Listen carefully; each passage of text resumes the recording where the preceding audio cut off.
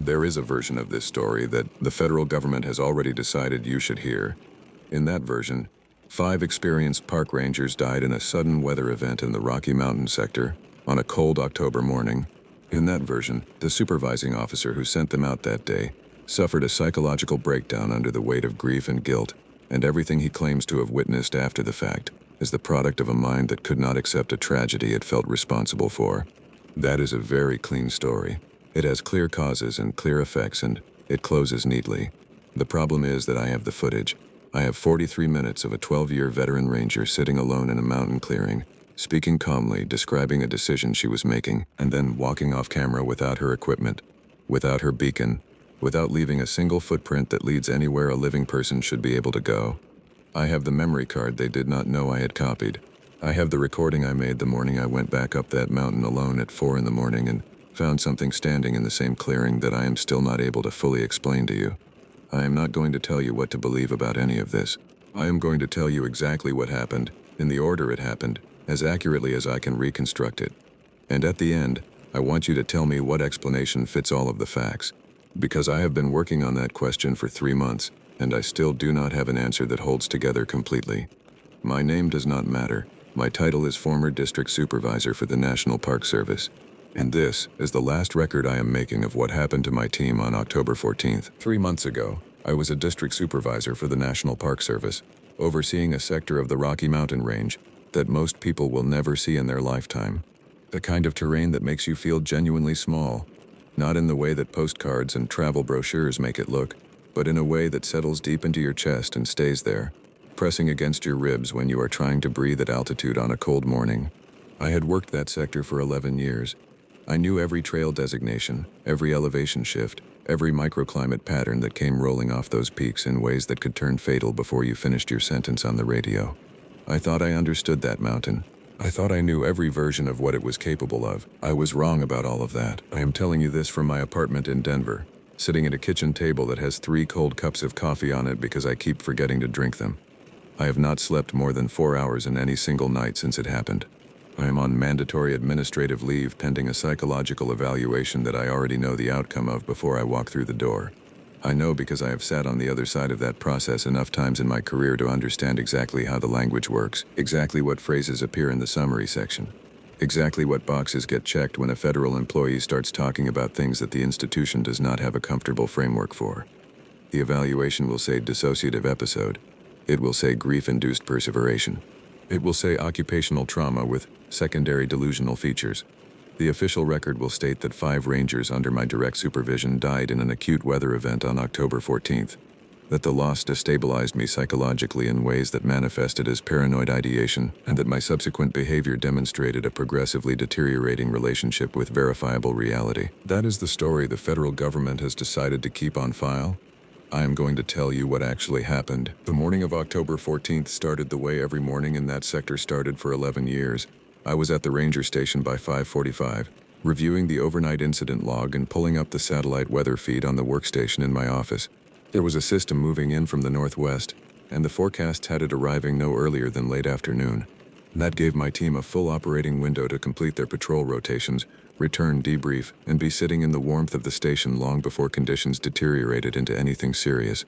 I had learned long ago not to make assumptions about mountain weather, but I had also learned to read the specific patterns of that sector well enough to distinguish between a real threat and a projection with a wide margin of error. That morning, the window was real. I would have bet my career on it. I had 5 rangers assigned to me that season. Cole had been with the service for 8 years and had developed the kind of instincts for terrain that you cannot manufacture through training. He knew how snow moved on a slope the way a fisherman knows water, intuitively and completely, in ways that were difficult to articulate but consistently accurate. Lance was younger, 3 years in, but he was precise in the way that careful people are precise, methodical in his documentation, reliable in his communication, the kind of ranger whose radio reports were always exactly as long as they needed to be and never longer. Then there was Amber, who had transferred from a coastal park in Oregon the previous spring. She had an almost unsettling quality of calm in high-stress situations, the kind of calm that is not absence of feeling but rather a very practiced control of feeling that she had clearly spent a long time developing. There was Troy, 26 years old, who had grown up at elevation and moved through mountain terrain with a physical confidence that I have seen maybe twice in my entire career. He was not reckless. He was simply at home in a way that most people are not. And then there was Vera. Vera had been my most senior ranger. 12 years with the service, 6 of them in my sector. I trusted her judgment over almost anyone else in the region. She was quiet in the way that observant people are often quiet, absorbing more information in a sweep of a meadow than most rangers logged in a full written report. She covered for me when my father was sick and I needed to take emergency leave, doing it without being asked and without expecting anything in return. She was the person on that team I would have called if I had found myself in serious trouble on a trail alone. I want to be specific about that, because I think it matters for understanding what it felt like to watch what I eventually watched. I deployed the team at 6:30. Cole and Lance went to the western ridgeline, covering the elevation from 8,000 to 11,000 feet. Amber and Troy took the eastern valley, where we had an outstanding report of unauthorized camping activity from the previous week that needed to be physically documented. Vera covered the central sector, which was the widest territory but also the most consistently navigable in terms of trail conditions. I told all 5 of them the same thing I told them every single morning, which was to check in at 10:30, to abort and return to the station immediately if conditions shifted, and to not take any risks that were not explicitly covered in the operational manual. They acknowledged. They always acknowledged. They went out into the trees and I went back into the station and did the administrative work that keeps a district operational. Paperwork, trail closure documentation, budget correspondence from the regional office that always felt slightly surreal given the actual landscape I was responsible for managing. At 10:25, I turned up the volume on the radio and waited for the check-in. 10:30 came. Nothing. I told myself it was the terrain. We had dead zones throughout that sector, pockets where the topography absorbed radio signals in ways that no engineer could fully account for in advance. Communication gaps happened. I had experienced them dozens of times over 11 years, and every single time the ranger had come back in eventually with a plausible explanation involving a ravine or a particular ridge formation that had cut the signal. I waited 5 minutes, then I tried the frequency myself. Nothing came back except the low hiss of an open channel with no one on it. At 10:36, the radio made a sound that I have spent 3 months trying to describe accurately, and I still do not think I have found the right language for it. It was not static in the conventional sense. It was not interference caused by weather or electromagnetic disruption, which I have heard plenty of and which has a specific, recognizable quality. What came through the speaker was a layering of sounds that had a rhythm to them, almost like breathing, almost like structured language, but not quite either of those things. There were multiple tones underneath it that rose and fell in a pattern that felt deliberate. It lasted approximately 8 seconds, and then the channel went completely silent in a way that felt different from normal silence, in a way I am unable to explain technically, but that I registered physically, as though something had been switched off rather than simply having stopped. I called out on 3 separate frequencies. I waited. I called again. Before I tell you what the search teams found out there, if this kind of story keeps you up at night the way it keeps me up, go ahead and hit subscribe and leave a comment below. It helps more than you know, and I want to keep telling these stories for as long as people are still willing to listen. Now, what they found in those mountains had no business being there. At 10:42, I initiated the emergency protocol and contacted search and rescue coordination. By 11:15, 2 teams were in the field and a third was staging at the trailhead. By 1 in the afternoon, it was clear to everyone involved that the situation was not a communication malfunction. They found no bodies. I want you to sit with that for a moment, because I think the phrase gets processed too quickly when you read it. We are talking about 5 experienced rangers in a sector where I knew the terrain intimately, in weather conditions that had not yet turned severe, carrying full emergency gear including personal locator beacons, with established check-in protocols that had functioned reliably every single day of that season up to that moment.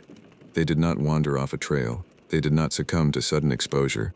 There were 5 human beings in those mountains, and when the search teams went looking for them, what they found were the things those people had left behind, arranged in ways that no emergency protocol and no weather event can account for. Cole's body camera was recovered hanging from a pine branch at approximately 9,000 feet elevation, suspended at eye level by a length of cord from his equipment pack, positioned with the lens facing straight down toward the ground. Someone had placed it there.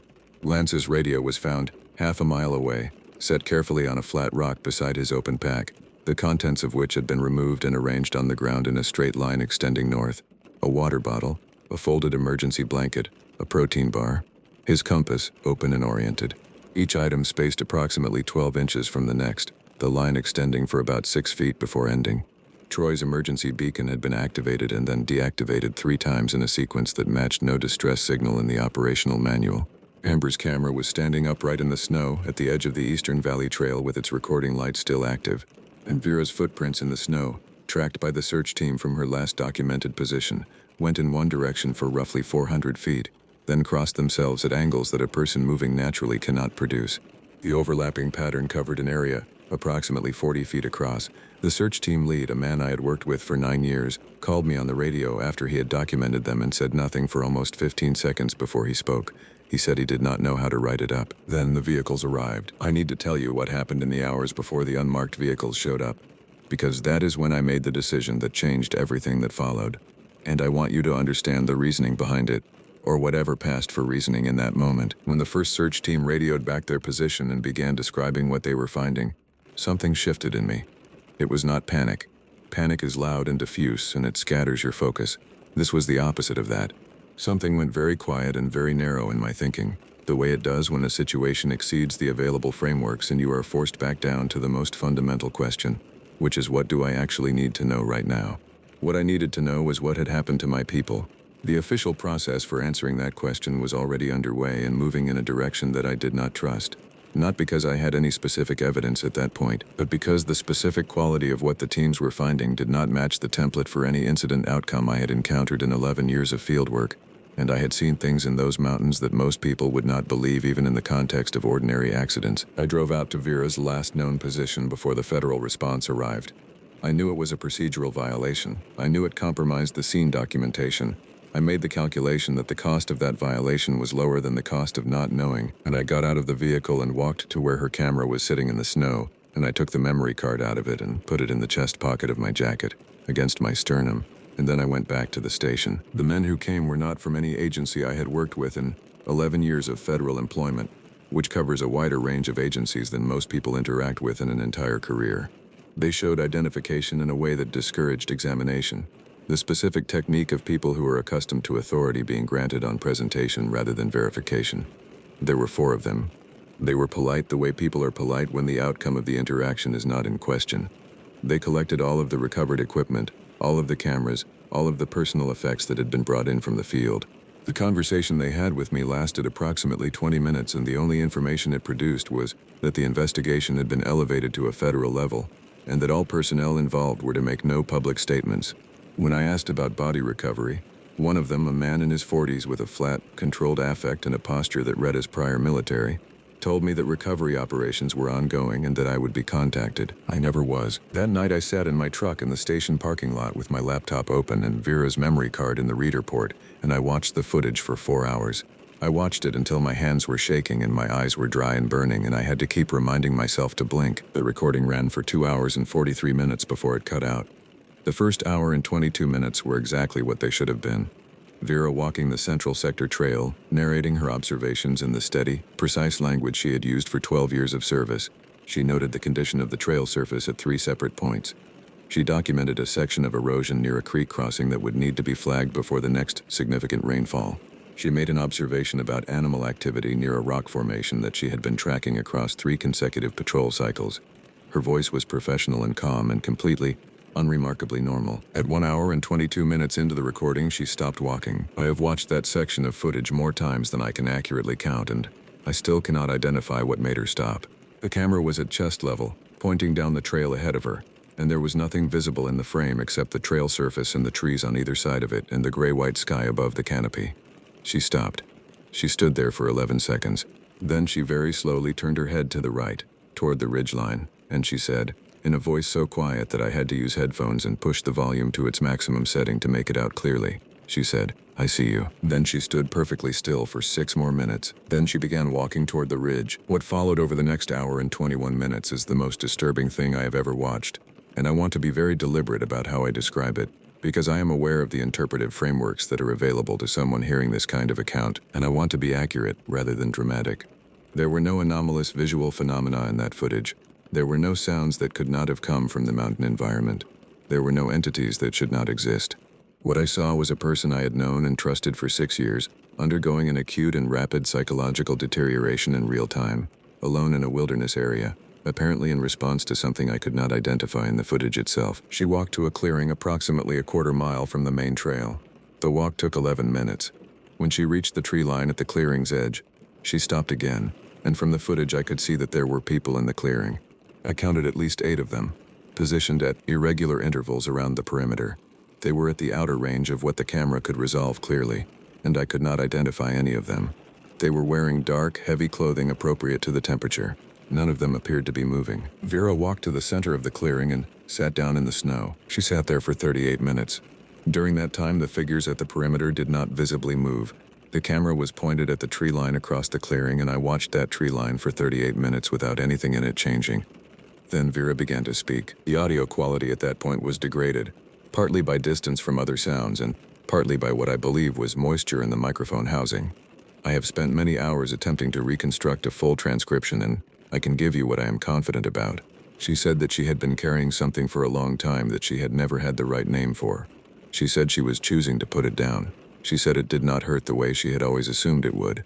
She said something about the weight of a name, which I have turned over in my mind 100 times without arriving at a satisfactory interpretation.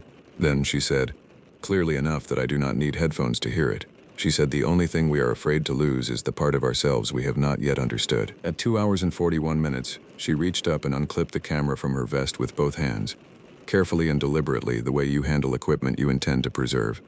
She set it down in the snow with the lens facing the far tree line. Then she stood up and she walked out of the frame, and the camera recorded the empty clearing and the motionless tree line for 2 minutes and 17 more seconds before the battery reached zero. I sat in my truck in that parking lot for a very long time after the footage ended. I did not have words for what I had watched. I still do not fully. But I knew two things with complete certainty. The first was that whatever had happened to Vera and to the rest of my team, it was not a weather event.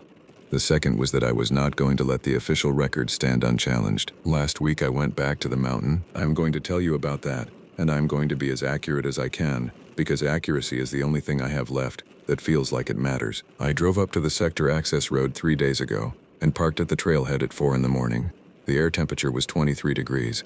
I had my full cold weather gear, my personal locator beacon, a handheld recorder running in my jacket's inner pocket, and my own body camera clipped to my vest.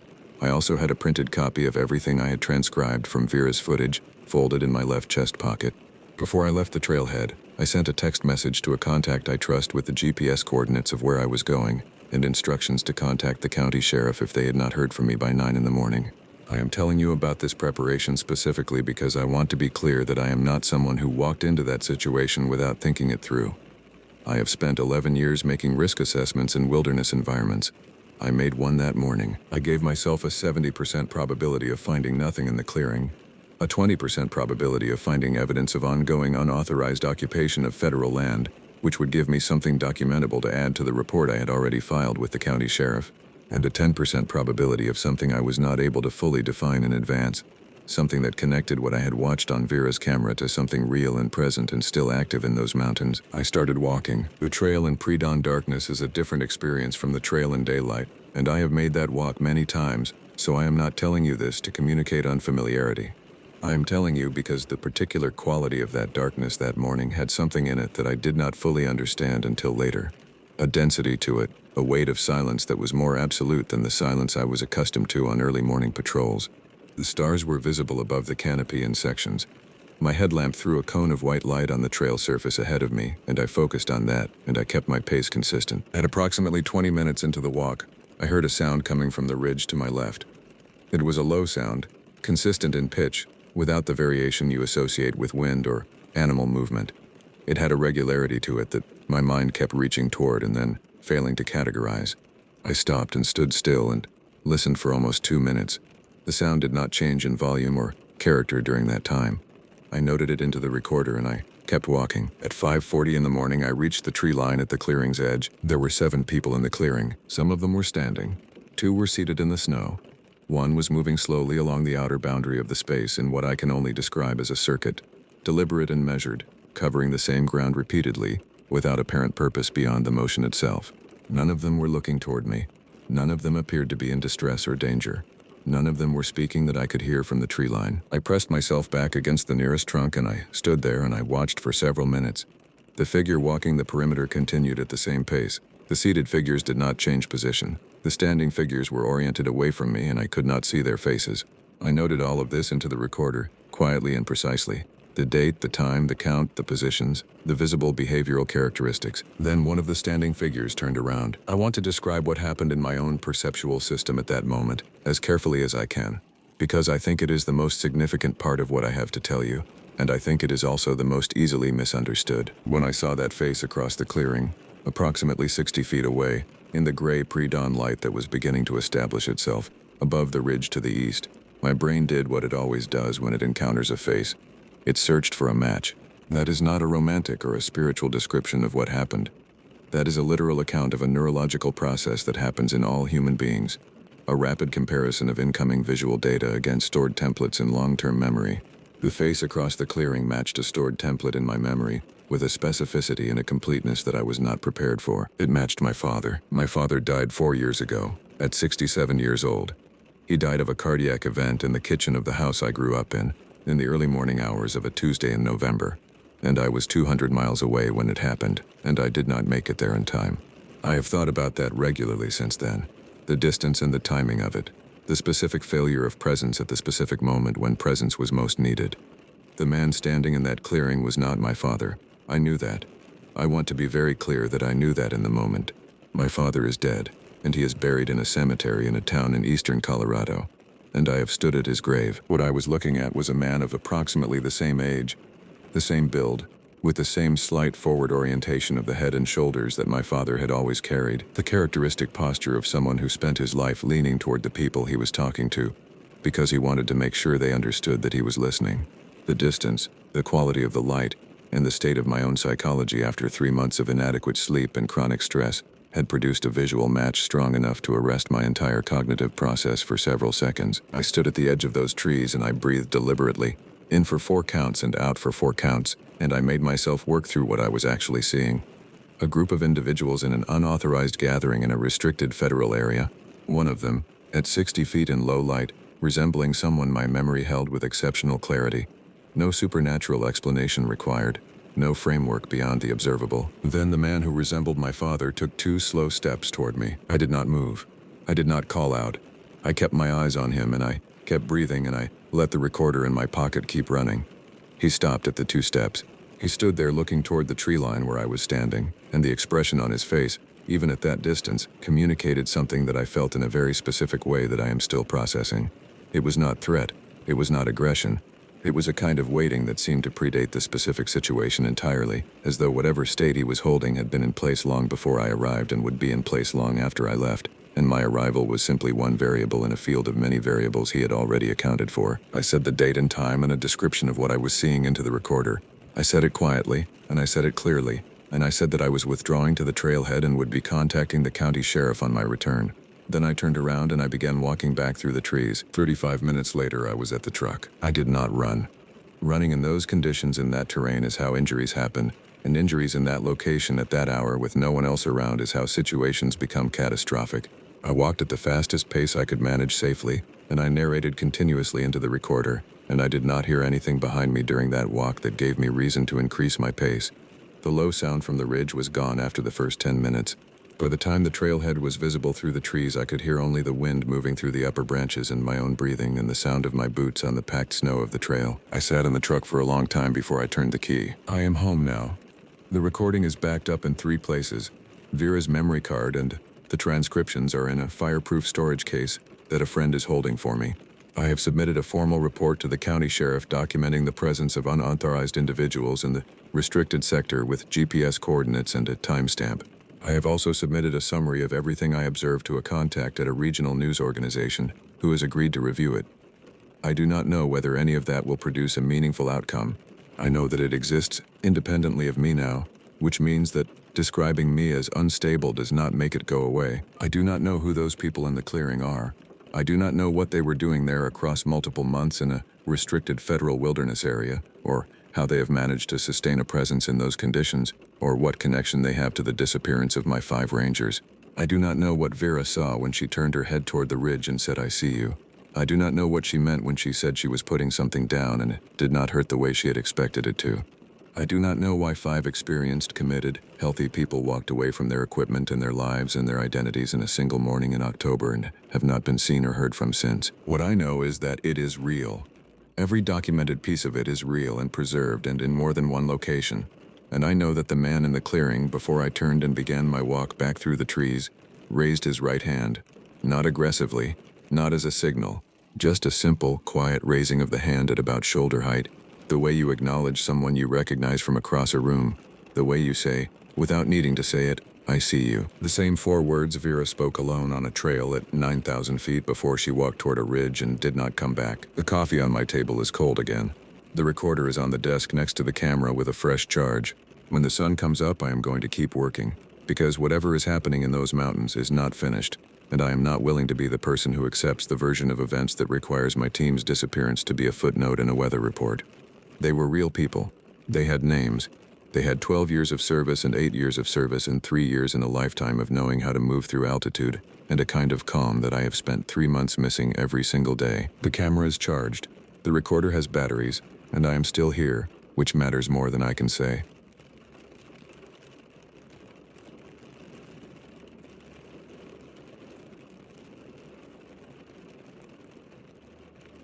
At 3:14 in the morning, inside a sealed concrete bunker on a Highland ridge 200 miles from anyone who knew my name, I heard my 6-year-old daughter knocking on the door. She was 300 miles south of me, asleep in her mother's house in Nottingham. I had spoken to her on the phone 2 days before, and yet there she was, on the other side of a double-bolted steel door, in fog so thick I could not see 2 feet beyond the glass, telling me she was cold, telling me to please let her in. Every instinct I had as a father told me to throw open that door. The note left by the technician who came before me, the man who supposedly went on extended medical leave, said one thing about this exact moment: do not open the door, whatever you hear, whatever it sounds like.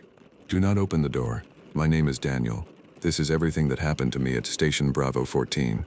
And I am still not entirely sure that the man who got on the extraction helicopter is the same man who got off it. My name is Daniel Marsh. I'm 34 years old. I grew up in Coventry, the kind of unremarkable Midlands upbringing where the most exciting thing that ever happened was the ring road getting resurfaced. My mom taught secondary school geography. My dad worked for a telecoms company for 26 years and retired with a carriage clock and a lower back problem. I studied electrical engineering at the University of Manchester, graduated with a 2:1, spent 3 years with a contractor doing maintenance work on broadcast infrastructure across the north of England, then went freelance. I am not, and I want to be absolutely clear about this before anything else, a dramatic person. I don't embellish. I don't tell stories for effect. My ex-wife, Sarah, would tell you that one of my most frustrating qualities is my complete inability to make anything sound more interesting than it actually is. At dinner parties, I would describe holidays in complete chronological order and wonder why people's eyes glazed over. I once had a near miss on the M6, a lorry drifting into my lane at 70 miles an hour. Genuinely nearly killed me, and when I told Sarah about it that evening, I apparently made it sound like a mild inconvenience. I say all of this because what I'm about to describe sounds insane, and I need you to understand that it is coming from the most boring, level-headed, empirically minded person I know, which is me, which is why I still don't know what to do with it. I have a daughter. Her name is Ellie. She's 6 years old. She's obsessed with dinosaurs and strawberry yogurt. She has my nose and Sarah's stubbornness, and she is the best thing I've ever done with my life. She lives with Sarah in Nottingham. I have her every other weekend and every Wednesday evening, and those days are the fixed points around which everything else in my life is arranged. I tell you about Ellie because she becomes important later, in the worst possible way. In February of last year, I was in a bad patch financially. The freelance work had dried up over winter, it always does, and I'd taken on more than I should have during the renovation of our flat, which became Sarah's flat after the divorce, which meant I was now renting a 1-bedroom place in Derby with a boiler that worked when it felt like it, and a landlord who responded to maintenance requests on geological timescales. I had approximately £600 in my current account, and a tax bill due in April. So when a listing appeared on a specialist contractor board for a remote communications monitoring technician at a posting in the Scottish Highlands, 6 weeks, full board covered, hazard pay that worked out to just over £4,000 after tax, I applied within 20 minutes of seeing it. The interview was brief and conducted over a secure video link with a man I knew only as Henderson, who had the energy of someone who had spent 30 years in a profession that required absolute discretion and had forgotten how to make small talk as a consequence. He asked me about my experience with magnetic recording equipment, my familiarity with RF monitoring systems, and whether I had any medical conditions that might be aggravated by extended isolation. I said no to the last one. He looked at me for a moment in a way I didn't quite know how to read. then made a note. The role itself was straightforward. Travel to Station Bravo 14, a remote relay installation on a ridge in the Northern Highlands. Change the magnetic recording reels every 6 hours. Log any anomalies in signal frequency or atmospheric readings. Do not adjust the equipment beyond what the manual specified. A resupply helicopter would come every 14 days. Communication with the outside world was available via a single encrypted satellite terminal for emergency use only. I asked about the previous technician. Henderson said he had left the posting early due to cumulative occupational fatigue and was currently on a period of extended medical leave. He said it in the particular way that British civil servants say things when they are telling you the minimum amount of information legally required and no more. I asked if I could speak to him before taking up the post. Henderson said that wouldn't be possible. I took the job anyway. £4,000, Daniel. Focus. The helicopter flew north from Inverness on a Tuesday morning in late February. And the further north we went, the more the landscape below us changed, from the relatively familiar patchwork of fields and forestry to something older and emptier and less interested in human presence. By the time we crossed into the area where the station was located, I couldn't see anything below except for an unbroken mass of gray-white cloud filling every valley and hollow, the ridgelines emerging from it like the spines of something enormous sleeping just beneath the surface. The station appeared through the porthole without warning. One moment, fog and rock and absence. The next, a low concrete block, flat-roofed and militarily functional, ringed by a cluster of antenna masts that jutted from the ridge like broken teeth.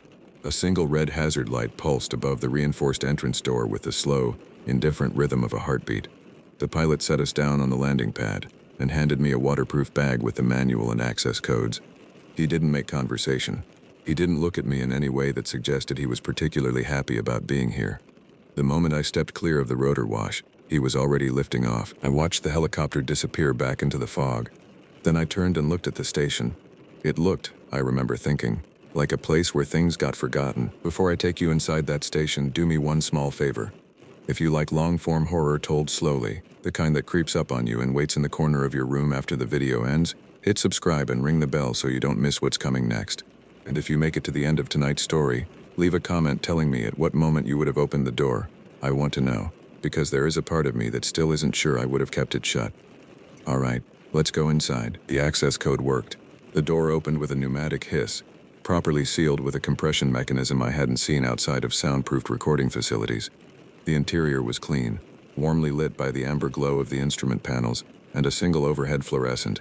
The equipment was exactly as described in the manual: a primary and secondary reel-to-reel atmospheric monitoring unit, an RF spectrum analyzer, a radar display showing the topography of the surrounding area, a basic communications terminal, and a small living area partitioned off at the back with a cot, a kettle, and a chemical toilet behind a curtain. No trace of the previous occupant. Not a mug, not a fingerprint, not a dog-eared page in a book. The place had been stripped and reset with a thoroughness that felt less like good housekeeping and more like an erasure. I did a full walkthrough, checked all the connections, tested the reel mechanism, confirmed the backup generator was functional. Everything was in order. I found the note on my third pass through the bathroom. It was tucked behind the mirror cabinet, pressed flat against the wall, sealed in a clear Ziploc bag. The handwriting was precise, the handwriting of someone with a technical background accustomed to labeling components and logging measurements, but overwritten with a tremor that had nothing to do with age, the kind of tremor that comes from months of sustained and unrelenting fear. It was headed simply, "For whoever comes next." I read it carefully, standing under the buzzing fluorescent light with the frosted window gray behind me. The note said that the station was acoustically sealed to 100%, that every external sound source had been eliminated, that if I heard any sound appearing to come from outside the station walls, from beyond the door, from the fog, it was not a sound, and I should not treat it as one, and I should not respond to it under any circumstances. It said that at 3:14 in the morning each night, I should turn off the radar screen before looking at it. That if I had already looked and I saw a large white mass that appeared not to be moving toward the station but growing outward from it, as if the station was being enclosed, I should close my eyes and turn the screen off and not look again until morning. It said that if I heard my name called from the other side of the door, I should ask the voice to give me my employee reference number, that it would not be able to, that it didn't have access to my memory, that it had only taken my voice, and it could not take what it had never heard. The note ended with this: "I know how this reads. I wrote it that way on purpose. I would rather you think I was mad and follow these instructions than think I was sane and ignore them." It was signed with a single letter, E. I stood in the bathroom for a long moment. Then I laughed, short and genuine and a little embarrassed. as though someone had caught me startled by my own reflection. I put the note back in the bag, left it on the shelf, and went to make pasta. Honestly, Dan. 6 weeks. Get a grip. The silence in the station was unlike anything I had experienced before. I've been in quiet places. I've done overnight equipment checks in empty broadcast facilities. I've camped alone in the Lake District in November. I know what quiet sounds like. This was different. This was silence that had a presence to it, a density, as though the air itself had been changed in some fundamental way. By the end of the first day, I'd started speaking aloud to myself, not from loneliness, but from an instinctive need to confirm that sound still functioned, that I was still operating in a world where cause and effect worked normally. The equipment ran. The reels turned. I changed them at midnight and at 6 in the morning logged the readings, ate, slept in 3 to 4 hour blocks. The radar showed the ridge, the valley contours, the occasional faint return from commercial aircraft far overhead. Nothing anomalous. On the second night, I woke abruptly at around 2 in the morning from a dream I couldn't hold on to, and sat at the monitoring desk for an hour, watching the amber instruments in the dark. Just before I went back to sleep, I felt something. Not a sound, not quite. A change in pressure, infinitesimally small, as though something very large and very nearby had shifted its weight. Like standing next to a lorry as it moves off from a junction, the displacement of air from something massive. I sat very still and listened to nothing. Then I told myself it was the building contracting in the cold, and went back to bed. Everything changed on the third night. I changed the midnight reels, logged the readings, and settled in with a book I hadn't been able to concentrate on since arriving. My mind kept skipping off the words like a stone across water. The fog outside had thickened to the point where the red hazard light's faint bleed through the ventilation grill had vanished entirely. The world beyond the walls had simply ceased to exist. At 2:47 in the morning, the radio crackled. Atmospheric interference was common. I'd heard fragments of things since arriving. Faint bleed from shortwave frequencies. What sounded like the ghost of a weather broadcast. Once something rhythmic and indistinct in a language I couldn't place. I reached for the gain control to reduce the noise, and then I stopped, because the voice coming through the static was mine, not similar to mine, not a voice in the same register, or with a comparable accent, or one that reminded me of myself in the distracted half-attention of nearly 3 in the morning. Mine. My specific voice. The slight flatness on my vowels that Sarah used to tease me about. The way I drop the ends of sentences when I'm tired. The exact rhythm of how I string words together when I'm frightened. The voice said, Dan, I'm in the basement. The maintenance level below the floor. There's something at the door down here and it's been working at the lock for, I don't know how long. I've lost track of time. I need you to come down. I need you to come right now. Please. I can't hold it much longer. I did not move for what felt like a very long time. Then, with the careful deliberateness of someone diffusing something, I reached for the note. The station is acoustically sealed to 100%. If you hear any sound appearing to come from outside, it is not a sound. The voice continued. And this was the part that genuinely frightened me. Not the voice itself, but what it knew. It described the basement maintenance level in accurate detail. The layout, the secondary generator housing, the water system access panel in the south corner. Details I had verified myself on day 1 and not written down anywhere. Details I hadn't spoken aloud to anyone. I sat on my hands to stop them shaking and I thought, psychoacoustic manipulation. Somehow, and there was a rational mechanism for this, there had to be. A recording of my voice had been obtained and processed. There was a rational explanation. There was always a rational explanation. I checked the time. 3:11. I looked at the radar screen. I know exactly what the note said. I have no excuse. I looked anyway, the way you can't help looking at a car accident, even when every sensible part of you says don't, and what I saw on that display has not left me in the 8 months since. The topographic return was normal. The ridge, the valley, the surrounding high ground. And in the center of the display, where the station itself sat, where there should have been simply the building's radar shadow, there was a white mass, vast and shapeless and perfectly still, not approaching from any direction, not moving across the terrain, growing outward from the station itself, in slow rhythmic pulses, like something breathing, like the station had already been swallowed, and was now deep inside something that was slowly closing around it. I turned the screen off. At exactly 3:14, I watched the clock tick to it. The knocking began. I need to be careful about how I describe this because the nature of it matters enormously. If it had been frantic, hammering, desperate, violent, I think I could have handled it better. Adrenaline is a useful thing. It narrows the world down to a manageable set of options, but it was gentle. 3 soft, evenly spaced knocks, the way you knock on the door of a close friend's house when you know they're expecting you.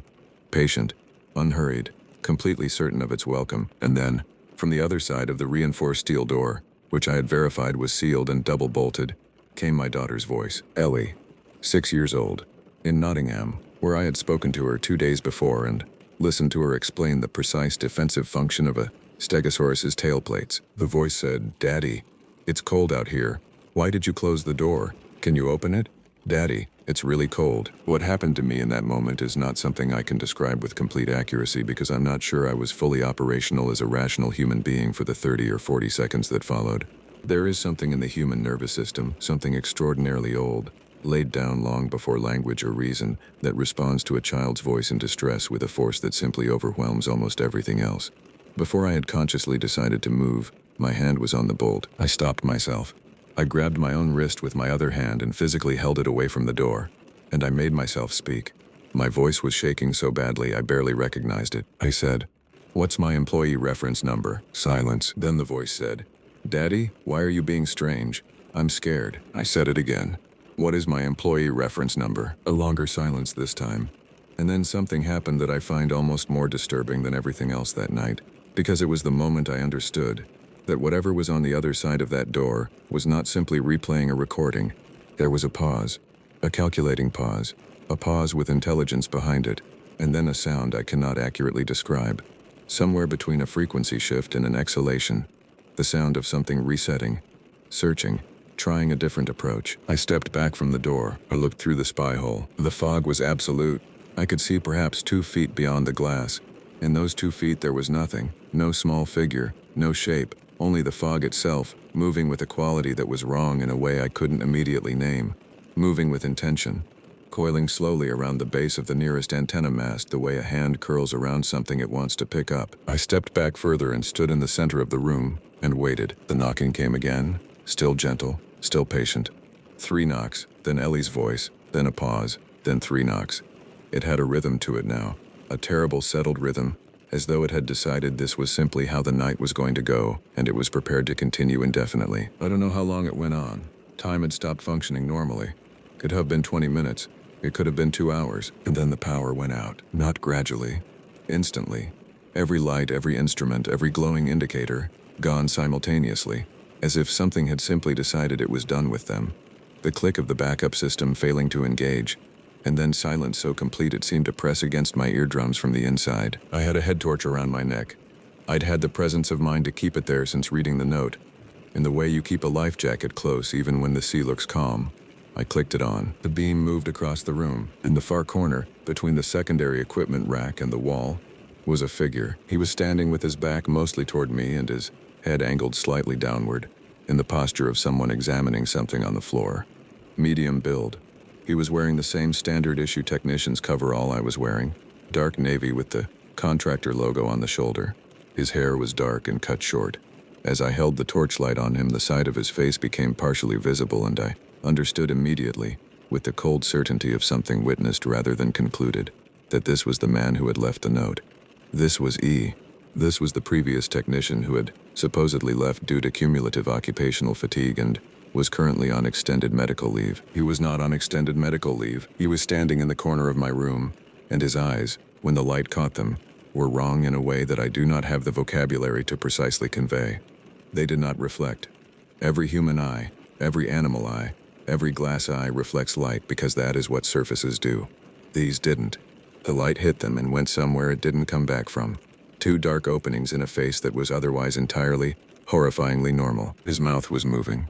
I could see it moving, the jaw working, the lips forming shapes, the mechanics of speech performing themselves, but no sound came from his mouth.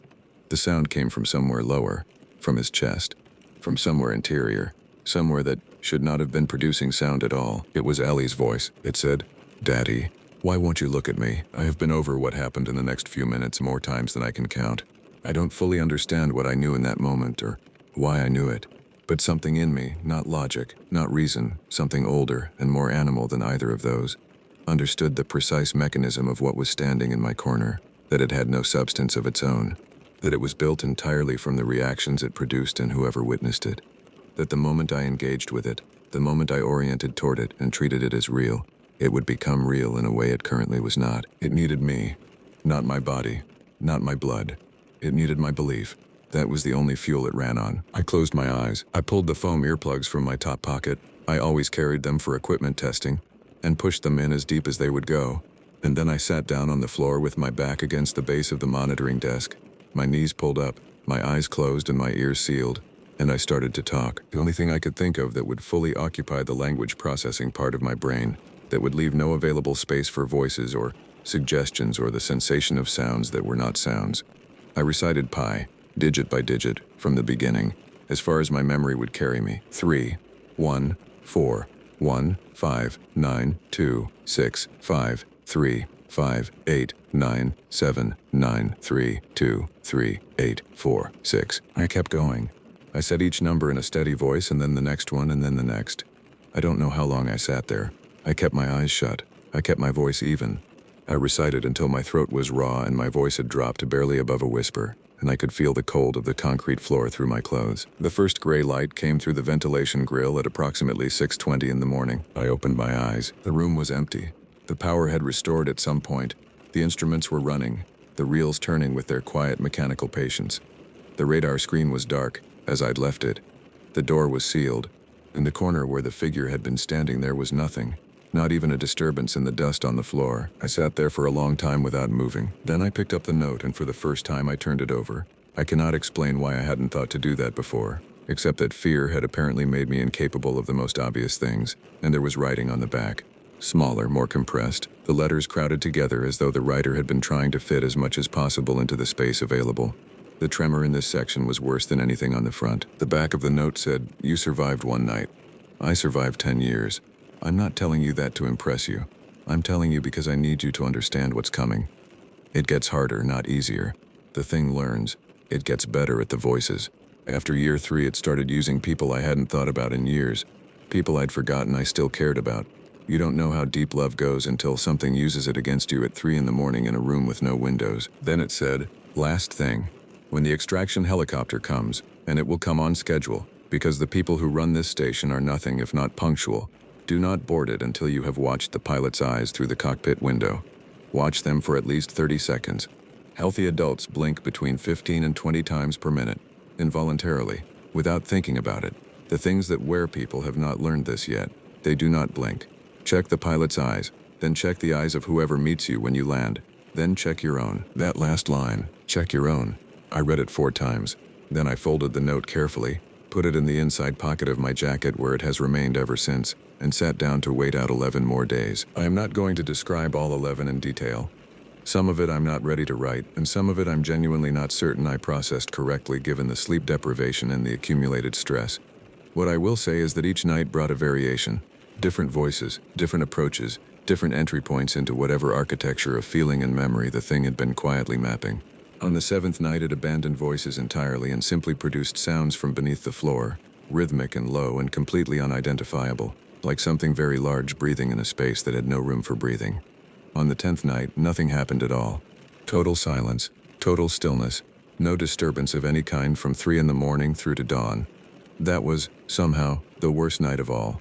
Because I spent 8 hours waiting for something that never came, which meant I spent 8 hours completely unable to distinguish between relief and the feeling of being watched by something that had decided it no longer needed to announce itself. I slept approximately 4 hours a night for those 11 days.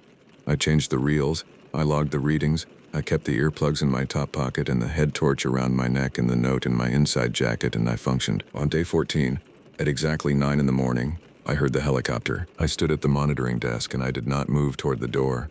I watched the window. The helicopter resolved from the southern fog line exactly on schedule. A dark shape becoming a shape with edges becoming a recognizable aircraft, settling onto the landing pad 60 meters from the station entrance with the professional precision of a pilot who has done this particular approach many times. The rotor slowed. The engine note dropped. I stood at the window and I watched the cockpit. Through the rain-spotted windscreen I could see the pilot, male, 50s, in a flight helmet, going through his post-landing checks with the methodical patience of long experience. I watched his face for 90 seconds, just his face, nothing else. He blinked 4 times in the first 30 seconds, twice in the next 30, 3 times in the last 30. Involuntary, natural, the small unconscious maintenance of a working human eye. Each blink slightly different in duration and timing, the way real blinks are. not the performed regularity of something trying to replicate a behavior it has observed but not understood. I shouldered my bag. I unbolted the door. The cold Highland air hit me after 2 weeks of recycled station atmosphere, and it was the most extraordinary physical sensation I can remember. Wet and sharp and carrying the smell of peat and elevation, and the particular mineral coldness of Scottish cloud. Real. Irreducibly, provably real. I stood in the doorway for a moment with my eyes closed and just breathed it. The pilot climbed down to help with my bag. His eyes were brown. They crinkled at the corners when he gave me the brisk professional nod of someone who does this every fortnight, and long ago ran out of things to say about it. He blinked twice, looking directly at me. I got on the helicopter. I did not look back at the station. I have not looked at any photograph of it since. I've told this account to one person before writing it here, an old university friend, Marcus, who is a structural engineer and as empirically grounded as I am, possibly more so. His first question after a long pause was the predictable one. Was I okay? Of course, I said. Tired but fine. Glad to be home. My daughter's actual voice from the next room while she watched television, embedded in all the real noise of a real house around it. Marcus said I seemed distant, a bit flat. Was I sleeping? I said I was fine. I made tea and we changed the subject, and I drove home at 10 o'clock and kissed Ellie goodnight and sat in the kitchen in the quiet. And then, sitting there in my own kitchen under my own lights with the remnants of dinner on the table, I noticed something. The tap was dripping slowly into the sink. Somewhere outside a car alarm was cycling 3 streets over. The boiler clicked when it cycled. Through the ceiling I could hear the faint, familiar sound of Ellie turning over in her bed, the way she does at least twice in the first hour of sleep. All those small sounds, the sounds of a lived-in, functioning real place, and I realized, sitting there, that I had not consciously heard any of them since coming home. I had been back for 2 weeks, sleeping in my own bed, eating at my own table, living in my own flat, and at no point had I registered the background texture of ambient sound that every real and inhabited space produces continuously, which meant one of 3 things. Either I had been too exhausted to notice, which was possible, or some part of my nervous system was still calibrated to the station's absolute silence, still listening for things that were not sounds, still operating in the vigilant hair-trigger state that 2 weeks of Bravo 14 had built into me, which was probable. Or something else, which I will not write down. Which I have not written down because writing it down makes it a thought that exists outside my own head, and I am not ready for that. What I will write down is this. I got up from the kitchen table and walked to the bathroom and stood in front of the mirror and looked at my face for a long time, and then I watched my eyes. Not the shape of them, not the color, the movement. I stood there, and I waited for them to blink on their own, involuntarily, without me deciding to make them do it. And the longer I stood there watching, the more I couldn't tell anymore whether what I was seeing was a reflex or a performance. Whether the blinks I was producing were the unconscious biological maintenance of a living human eye, or whether some part of me had read that note and understood what to do, and was simply doing it. I'm going to stop writing now. I need to think. If anyone else has worked at remote monitoring stations anywhere in the United Kingdom, particularly in the Northern Highlands, I would very much like to hear from you. Please tell me you blink.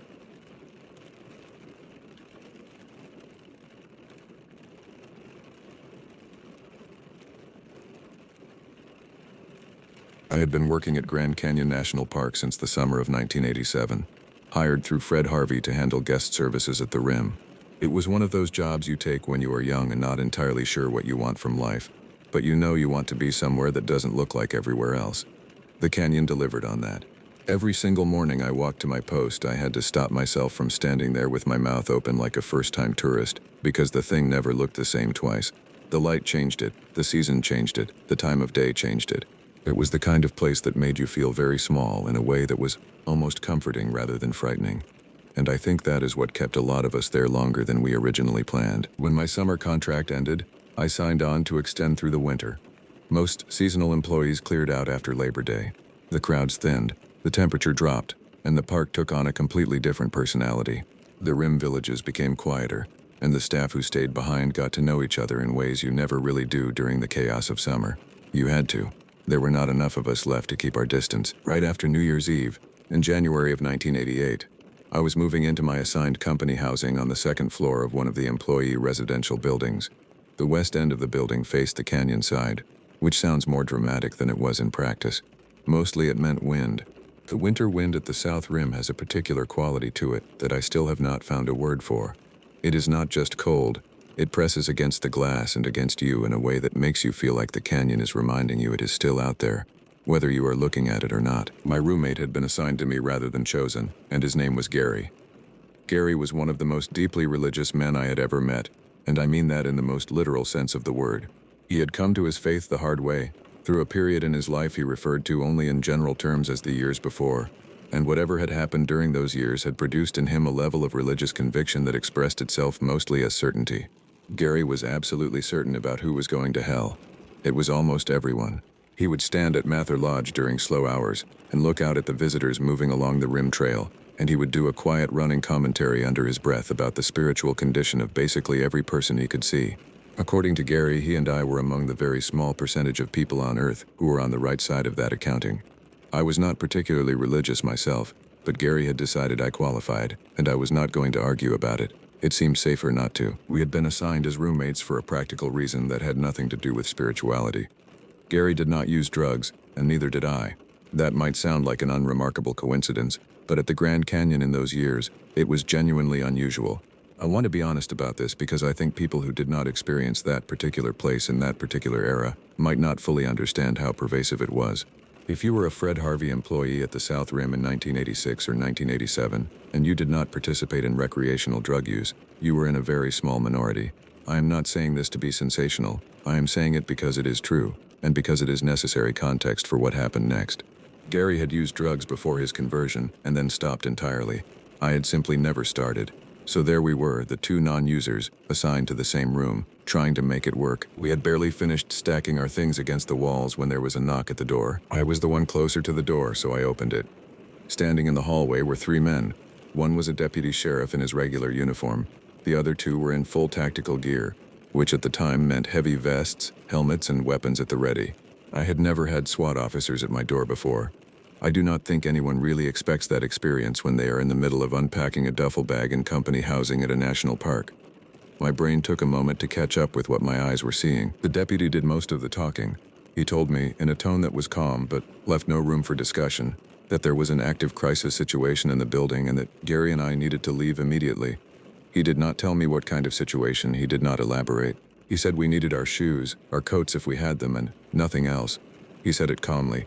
He said it the way people say things when they have said them many times before and they need you to do what they are telling you without spending time asking questions. I got my boots on. Gary got his coat. We went outside. The cold hit us the moment we stepped out of the building. January at the South Rim is not a gentle experience. The temperature was well below freezing, and the wind was doing what it always does up there, which is find every gap in whatever you are wearing and work its way through. But the cold was not the thing that held my attention once we were outside. Across the street, on the balcony of another employee housing building, there was a man with a rifle. He was positioned in a way that made it very obvious he was not there by accident. He was settled into a shooting position, and as I watched, I could see him sighting along the scope toward the building we had just been evacuated from. Then he pulled back slightly from the scope and went still. I understood later that he was holding, waiting for a command or a clear view.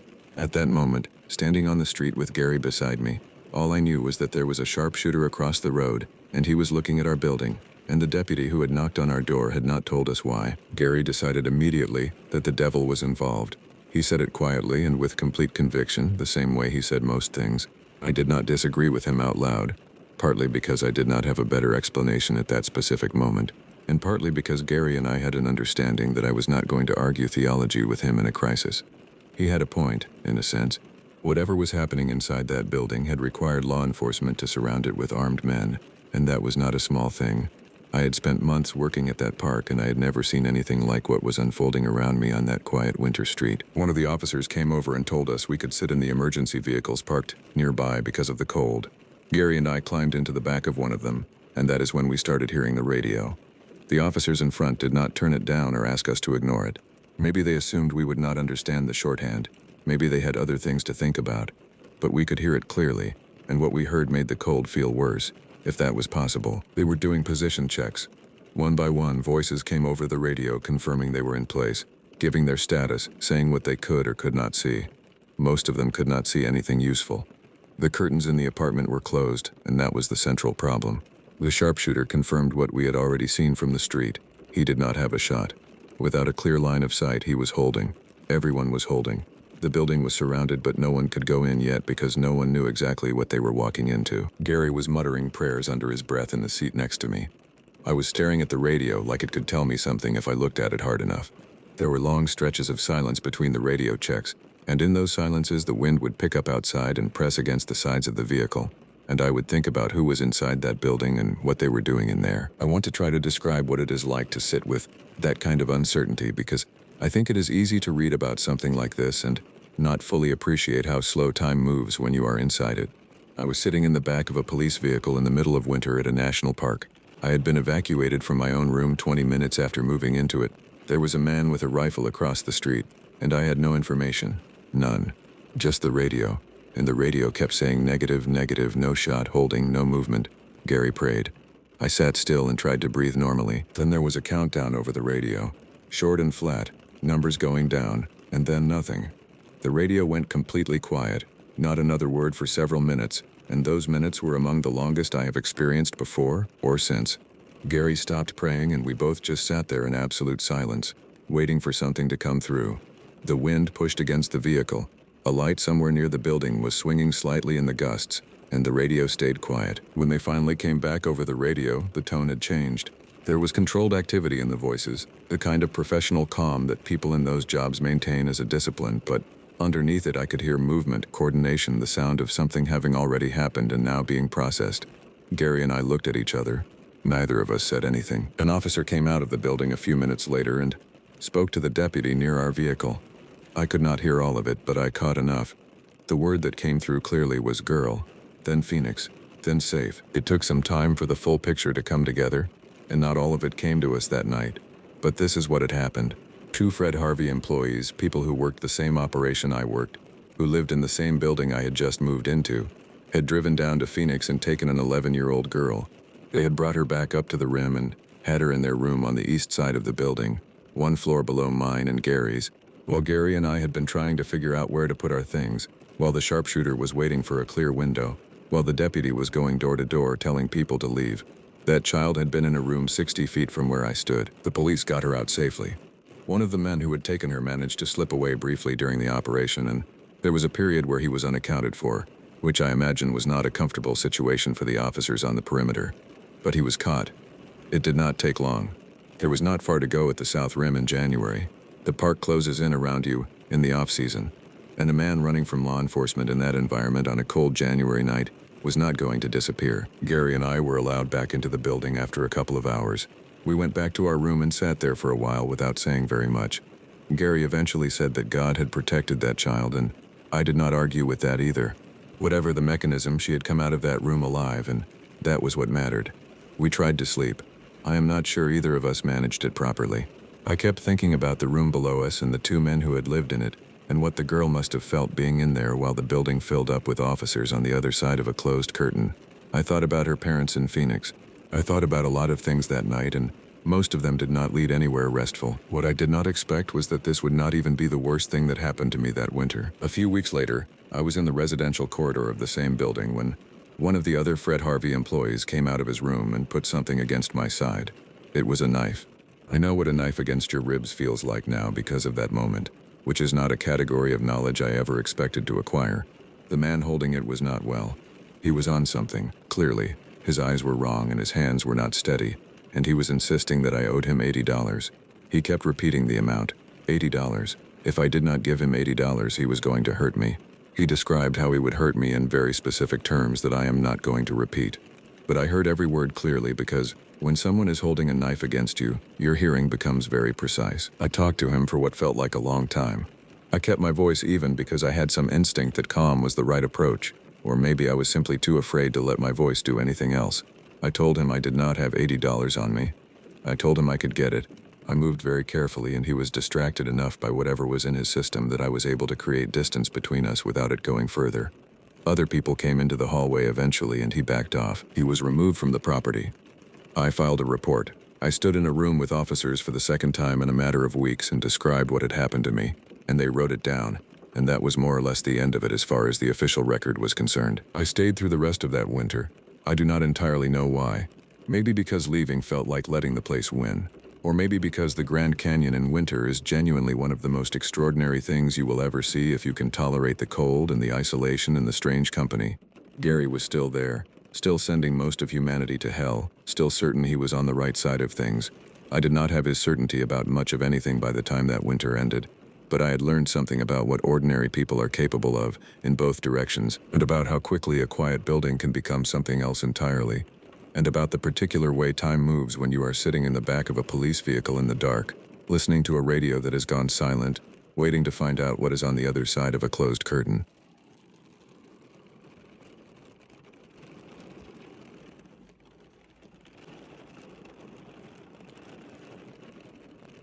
I know how this story is going to sound before I even begin telling it, and I want to say that up front because I said the same thing to myself that night on the porch when my cousin started talking, and I want you to understand that I was the skeptical one in that family for a long time. I grew up hearing stories about Sutter's Bend the way every person grows up hearing stories about wherever they're from, which is to say I heard them young enough that they came packaged with the uncritical acceptance of childhood, and I shed that acceptance somewhere around 15 or 16 and spent the better part of the following decade considering myself the reasonable one. I don't say that to sound superior.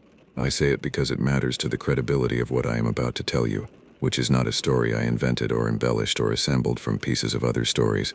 It is what happened on one particular night on my Aunt Norma's back porch in the late summer of the year I was 31, and it is what my cousin Dale told me happened to him on the road near the old crossing, and it is what my aunt said when he finished. Sutter's Bend is a narrow valley in the southern part of the state that contains a small residential community stretched along the bottom of a creek drainage.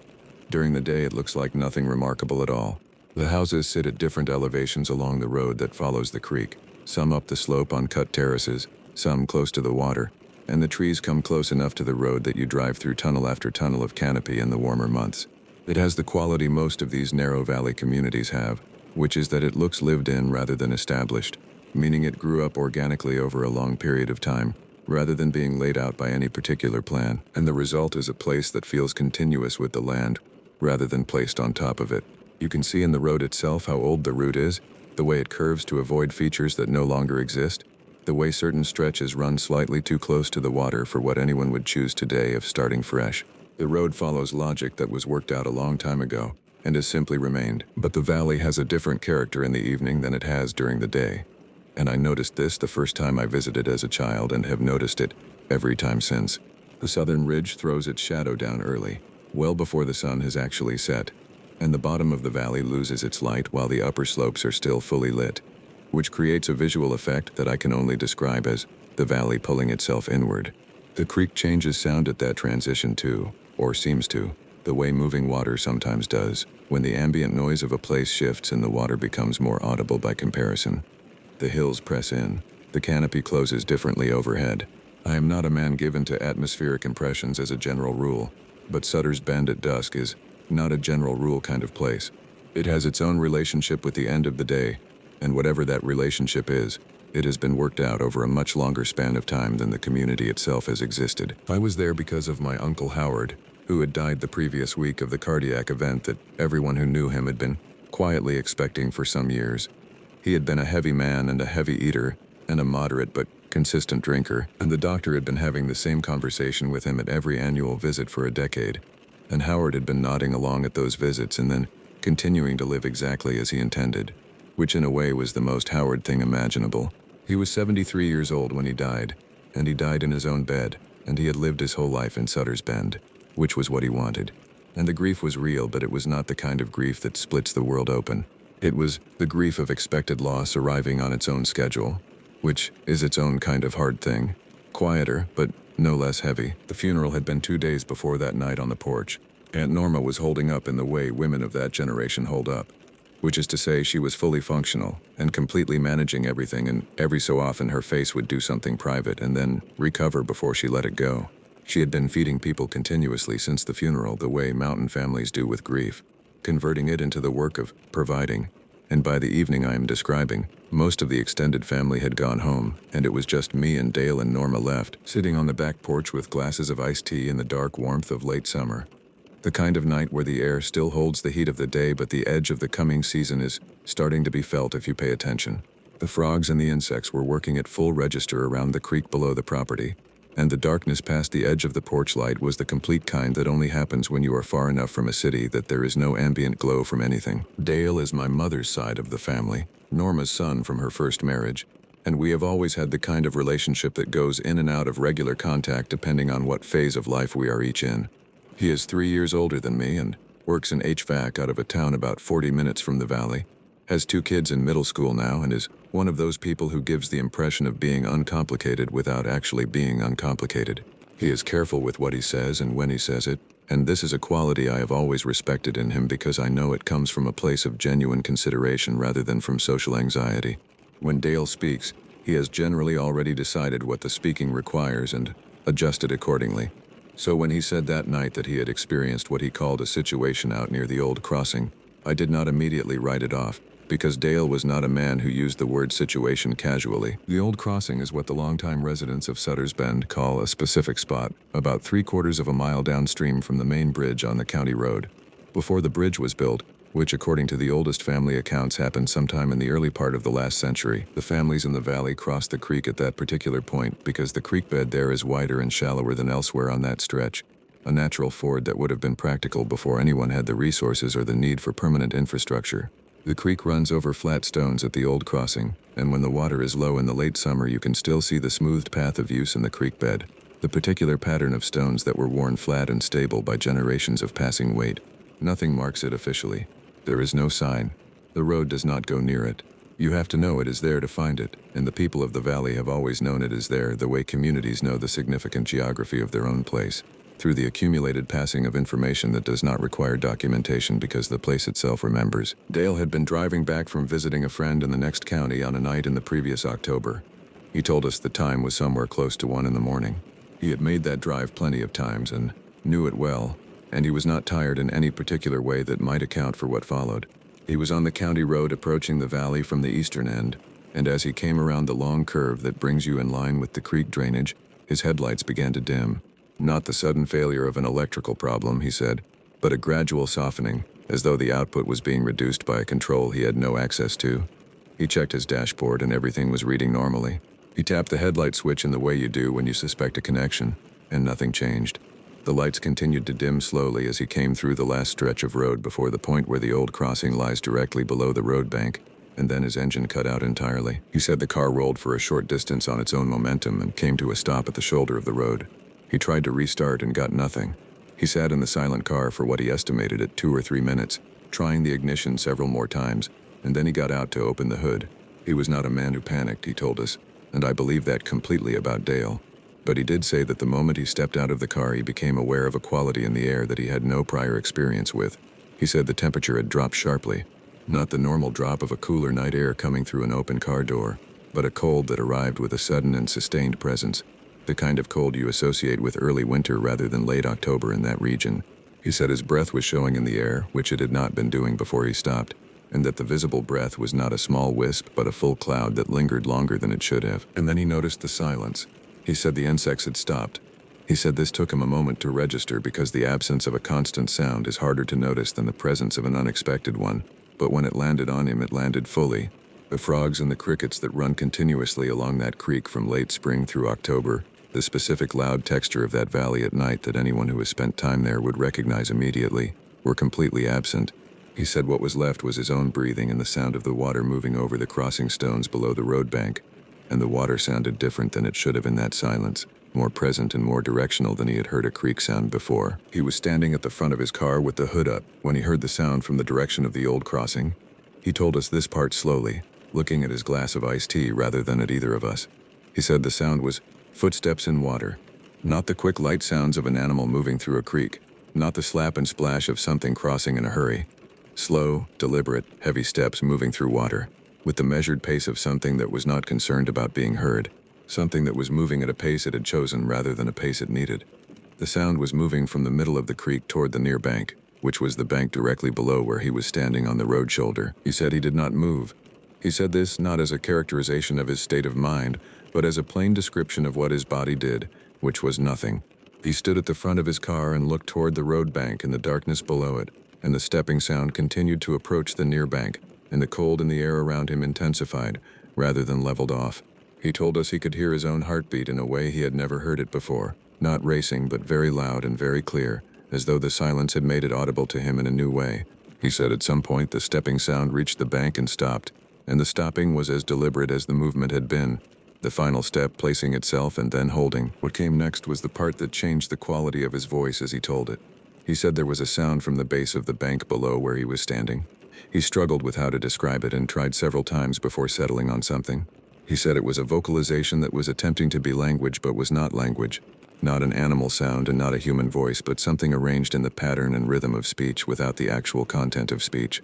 He said it sounded like a voice that had heard human words at a very great distance for a very long time and had assembled an approximation from that distance, a composition of sounds that followed the shape of conversation without meaning anything in any language he recognized. And within that approximation, he said, he could hear what sounded like names, not names he knew, not names from anyone in his life, names with the sound of old family names from that region, names with German and Scots-Irish patterns, names that carried the feeling of having been spoken in that valley generations before anyone currently living there was born. He got back in the car. He said this happened at some point during the vocalization, that he found himself back inside without a clear memory of the decision to move, which I think is the body overriding the part of the mind that deliberates. He locked the doors and he sat with his eyes closed and he prayed. He told us that part simply, without any performance around it, just that he closed his eyes and prayed and the vocalization continued, and then after some period of time he could not measure, he felt what he described as a weight on the roof of the car. Not a percussion, not a bang or a strike.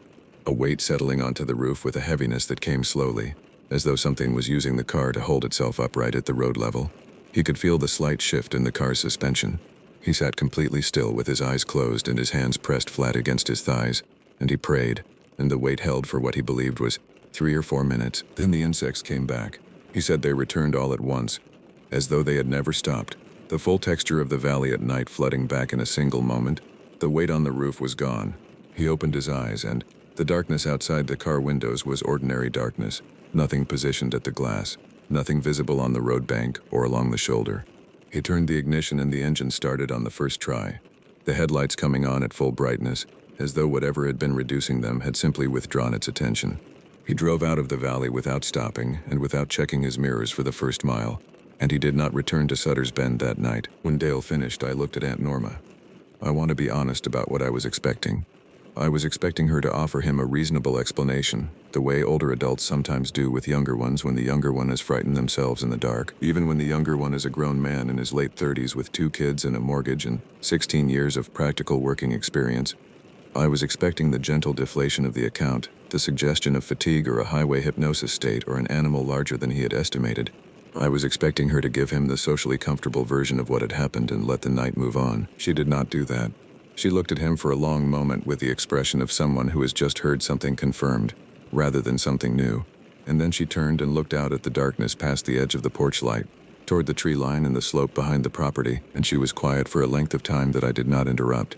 Then she said, in a voice that was low and even, that the old families had always known the crossing was not exclusively for human use, and that this was the reason they had eventually moved their route away from it and built the new bridge at a different point on the creek. She said there were things in this valley that had been here before the first settlers came through and named the water and divided the land, and that those things had their own patterns and their own times, and the old families had learned by some combination of experience and inherited understanding where those patterns intersected with human activity and had adjusted accordingly.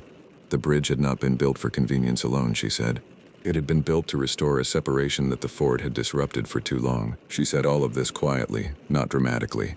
And then she looked back at us and said that the old crossing was a place you did not go near after dark, and that this had been known for a long time and had been understood as practical guidance rather than superstition, and that the people who had stopped understanding it as practical guidance were the people who had moved in more recently, or grown up without the older knowledge being passed to them. She did not say any of this with condescension toward Dale, who had grown up in the valley and had simply not been given this particular piece of information because the people who might have given it to him had assumed he knew. It was the gap that opens in every generation of knowledge transmission.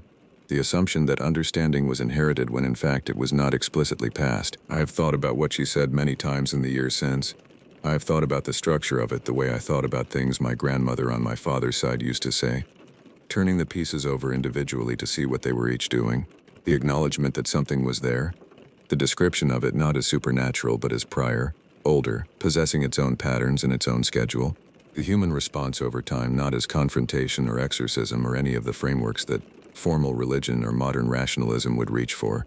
but as a gradual recalibration of routes and habits and times, a quiet negotiation worked out through trial and accumulated experience over many generations, the building of a bridge at a different point, the implicit agreement encoded in a piece of infrastructure. This is a different relationship to the unknown than the one most people are taught to have. The dominant framework, at least in the culture I grew up adjacent to, is binary. Either the unknown is explained and therefore ceases to be unknown, or it is not real and should be dismissed. There is very little cultural infrastructure for the third option, which is the one that the old families of Sutter's Bend appear to have arrived at over their long habitation of that valley, which is that some things are real and present and not explicable in any currently available framework, and the correct response is not explanation or dismissal but accommodation. You learn where the thing is. You learn when it is active.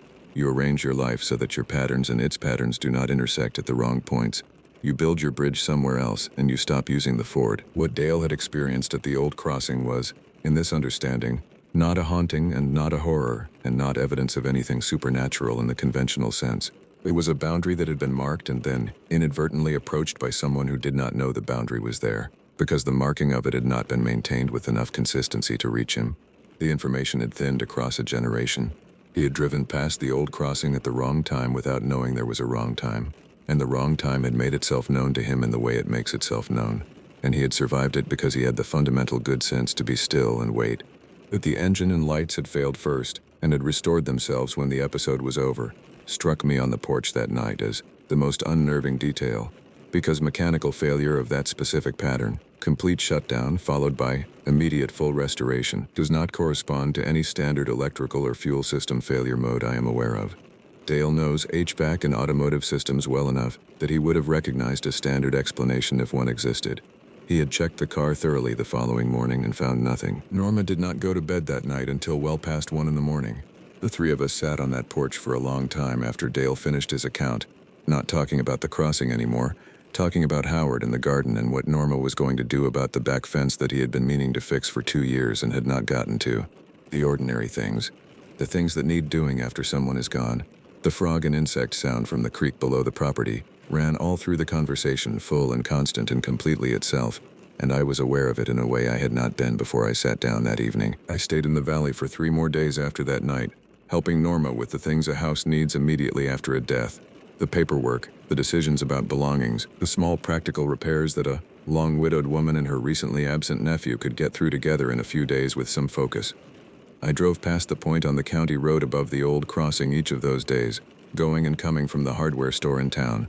During the day it looked like what it was, a stretch of road with a creek bank on one side and a hillside on the other, trees close on both sides, the water audible but not visible from the road. Nothing marked it, nothing would tell you what it was if you did not know. I knew, and knowing changed nothing visible about it, which is exactly how it should be with things that have been in a place since before there was anyone to mark them. I have not driven that road after dark since that night. I have been back to Sutter's Bend 3 times in the years since, twice for family and once simply because I was in that part of the state and wanted to see the valley in the spring, and each time I have timed my arrivals and departures for daylight hours. I do not experience this as a limitation or a fear exactly. It is more like the adjustment you make when you know the terms of a place and you respect them. Norma gave me those terms and I am grateful for them. Dale had them now too, paid for in the particular currency of having experienced the thing directly, which is a more expensive education than the second-hand kind. He told me before I left that he had already told his oldest boy about the crossing and what it meant, because he was not going to let the information thin out again in the next generation. That is what strikes me most when I think about that night, and about the people who have lived long in places like Sutter's Bend. The care that goes into maintaining the knowledge, the understood responsibility of passing it correctly, not the drama of the thing encountered, but the quiet administrative work of making sure the next person knows where the boundaries are, because the boundaries exist whether or not anyone knows about them, and the cost of not knowing is paid in the kind of currency Dale spent at the side of that road in October, sitting in a dark car with something heavy resting on the roof and the creek running below him in the absolute silence of a valley that had been holding that particular arrangement of the world since before anyone now living was born. God made this world with more in it than we have names for. I believe that now in a way I did not believe it at 30, and I am not embarrassed to say so. The old families of these valleys knew that and arranged their lives accordingly, and the arrangement was not fear and it was not worship and it was not the dramatic confrontation that stories tend to prefer. It was something quieter and more durable. It was acknowledgement. It was the honest recognition that you are living in a place that was here before you and will be here after you, and that the respectful thing to do is to learn its full terms and honor them as carefully as you would honor any agreement you did not negotiate but are nonetheless bound by.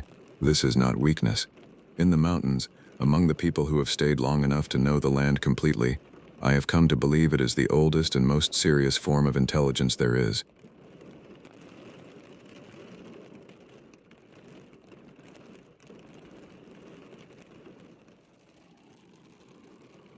For 16 years, a single amber light burned on a porch at the edge of a forgotten West Virginia valley. A widow kept it lit for a husband long dead, and nobody thought twice about it. Then one night, the light went dark. 3 nights.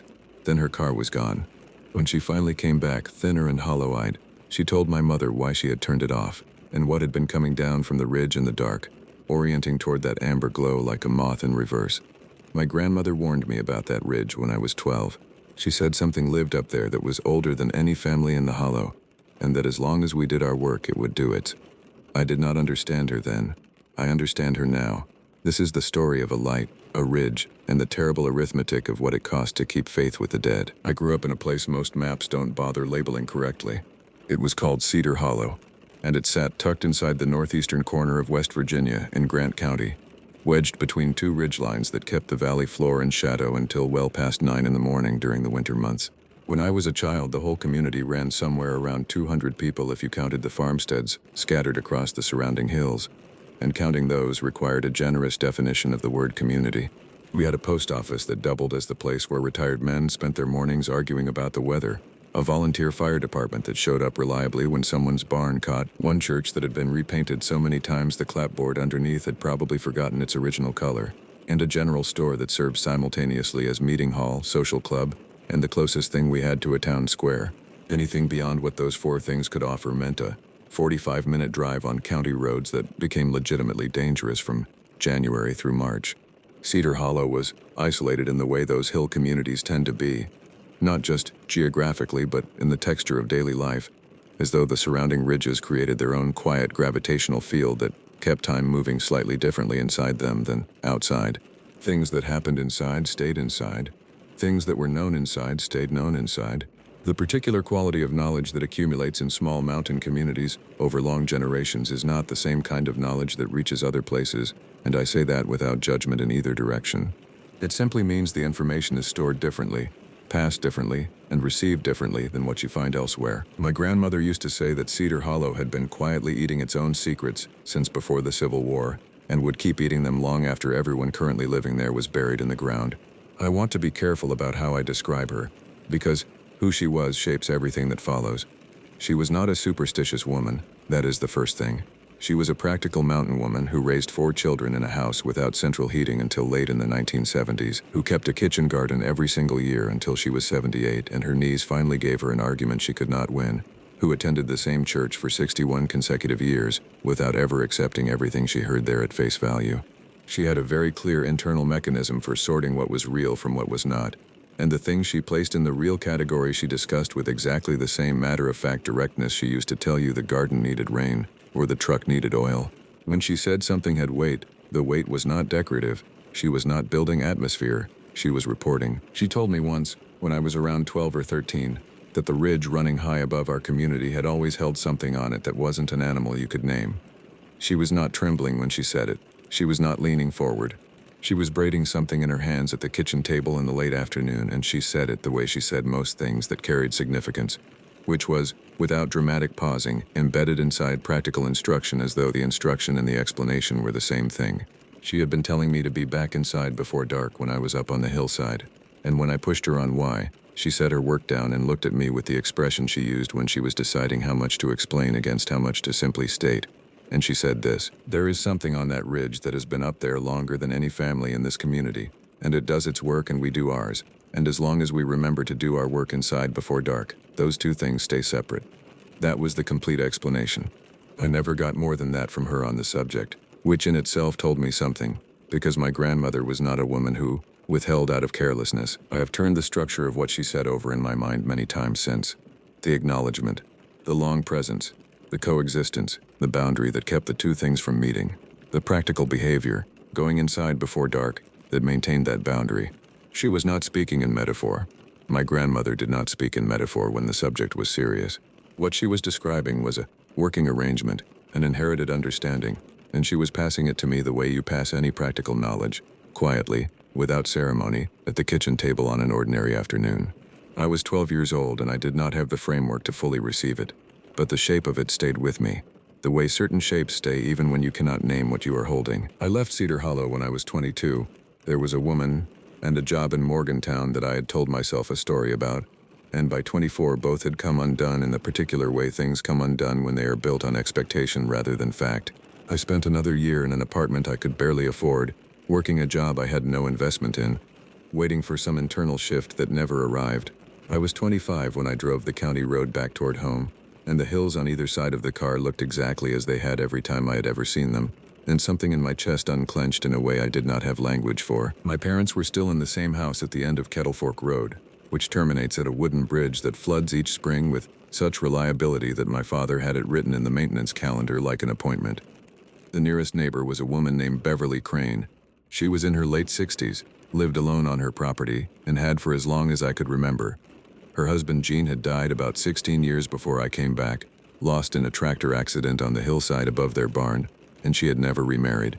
Beverly was pleasant in that particular mountain way, which means she was warm and decent and consistently present, and you never quite knew the full depth of her thinking on any given thing. But what she showed you felt genuine even if it was not the whole picture. The thing about Beverly's house was the porch light. She kept a single amber bulb burning at all times on her front porch. Day and night, every season, every year since Gene died. My mother had always said Beverly kept it burning for him, and I had understood that as grief finding a fixed form, the way grief sometimes does when it has nowhere larger to live. It had been burning for 16 years by the time I came back, and no one in the community thought much about it anymore. It had become part of the landscape the way Beverly's slightly tilted mailbox was part of the landscape, or the way the particular shape of the ridgeline behind her barn was part of the landscape. You stop seeing the things that are always there. I had been home for close to 3 weeks when my mother mentioned it at dinner one evening. She said Beverly's porch light had been off. Not just that evening, she said. 3 nights in a row. She said it quietly, the way she said the things that worried her, without elaboration, watching to see how it landed. I asked why it mattered so much, and she set her fork down on the edge of her plate and said that if Beverly Crane had turned that light off, something was wrong. I thought she was reading into it. I knew better than to say that to her directly. The following morning, I walked the gravel lane to Beverly's front door and knocked. The sound of my knock went into the house and came back as nothing. I knocked a second time and waited what felt like a polite interval before the waiting began to feel like something more than waiting. Still nothing. I walked around the side of the house toward the backyard, following the sound of chickens, and found the feeder empty and the water container dry. One bird had gotten through a gap in the fence and was moving in the slow, aimless circles that animals make when they have been left too long without guidance. I filled the feeder from the open bag inside the coop door and filled the water container from the coiled hose at the back of the house. The back door was locked. All the windows visible from where I stood were dark inside. I stood in Beverly's backyard for a moment and looked up at the ridge behind her property.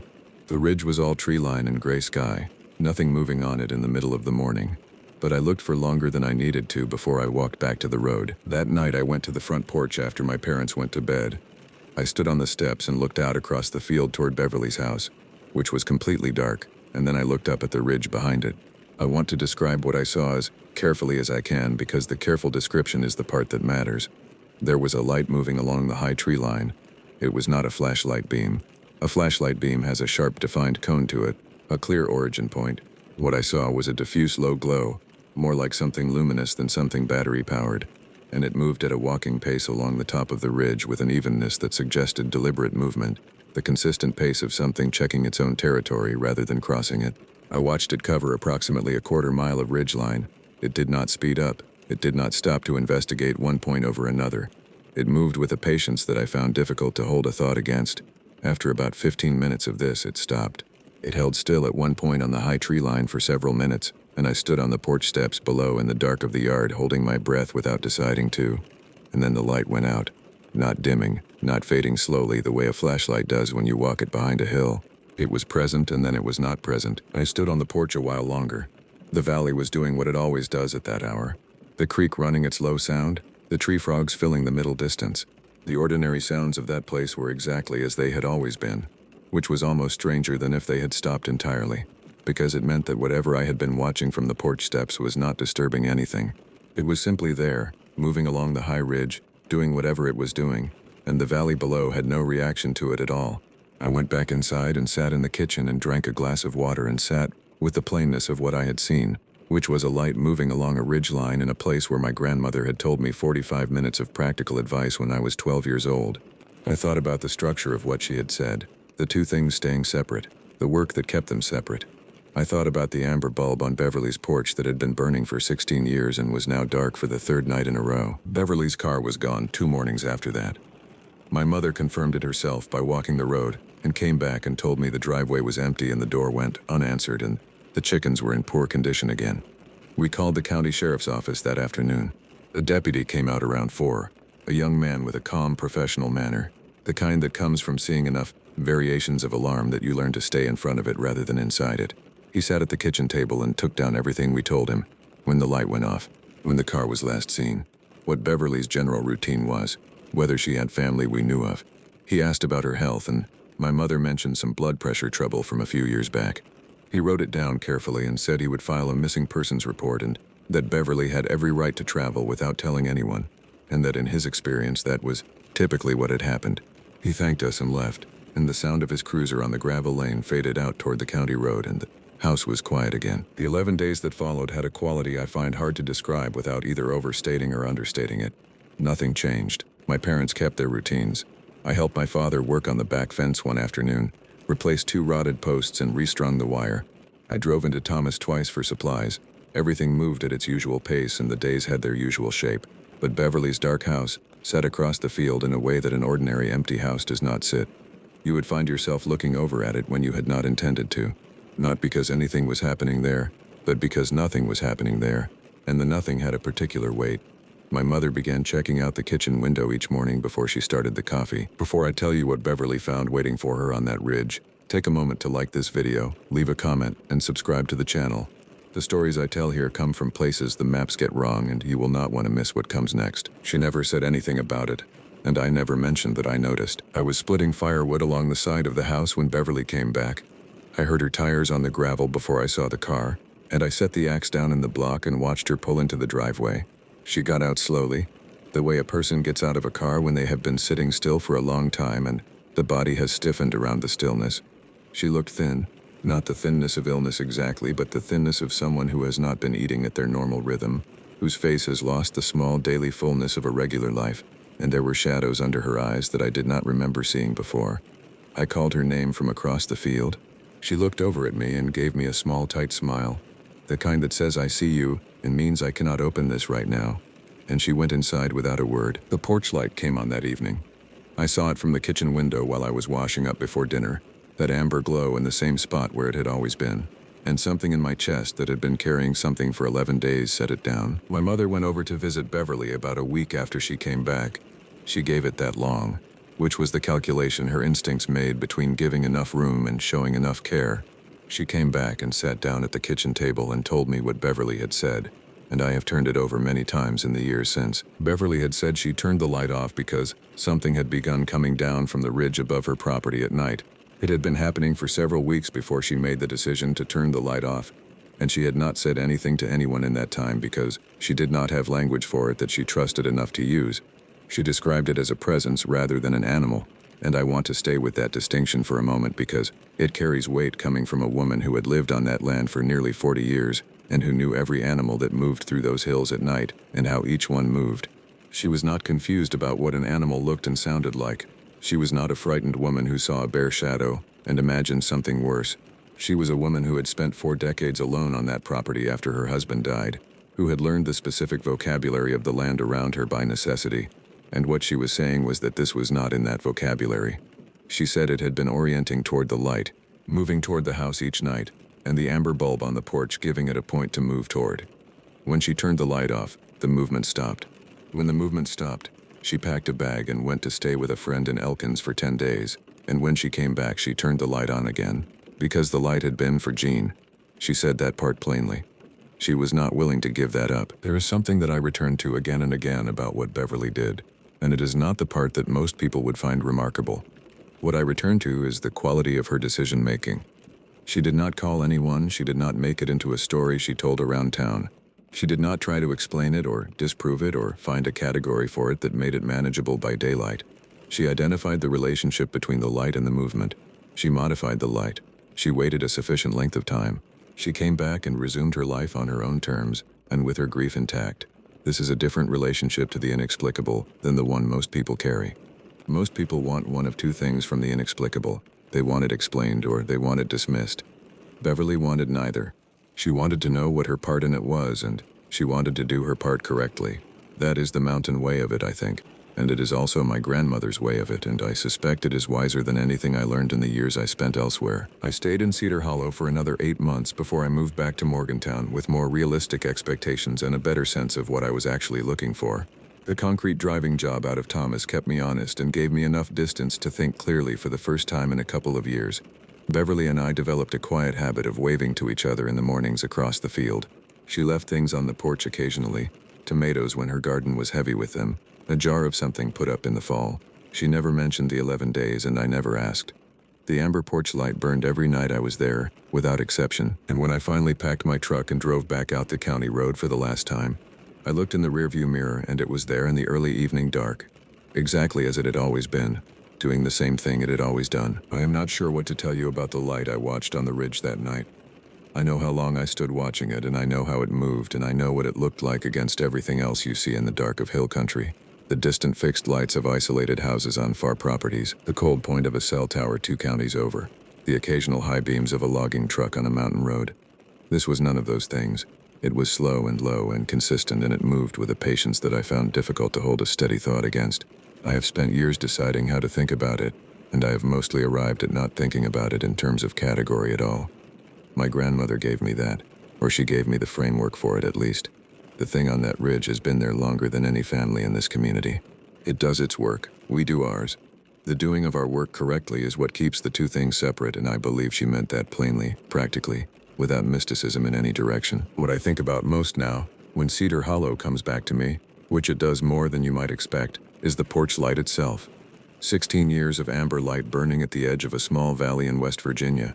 A woman keeping faith with a man who had been dead for most of her adult life, alone on a property that was too much work for one person, doing the quiet, relentless work of continuing, and then the light going dark for 11 days, and what that darkness meant to the woman who made it dark, and what it cost her, and then the light coming back on with full knowledge of what the light attracted and what keeping it burning required of her. She chose it. That is what I keep coming back to. She came back from Elkins and she turned that light on again, knowing what she now knew that she had not known before.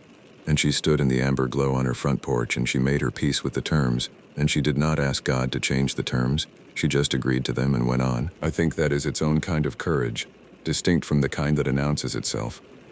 I think my grandmother would have recognized it immediately. I think the hills of Cedar Hollow are full of that kind of courage, the kind that does not require an audience, the kind that simply does what the situation requires and does not explain itself to anyone, because explanation would require a language that does not yet exist for the things it would need to say.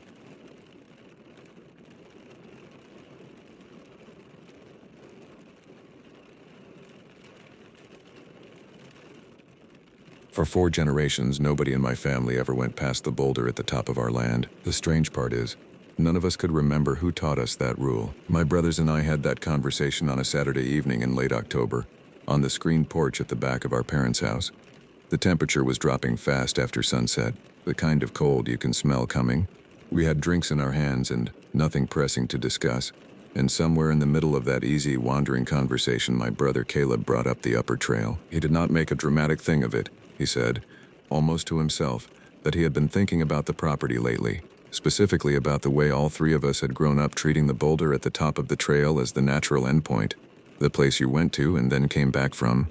And he said he had been trying, honestly trying, to remember who had first told us that, who had sat us down and drawn the line, who had said in whatever words that the boulder was as far as we went, and that what lay beyond it was not ours. None of us could remember. My other brother Tom thought about it for a long time before he spoke, which is always his way.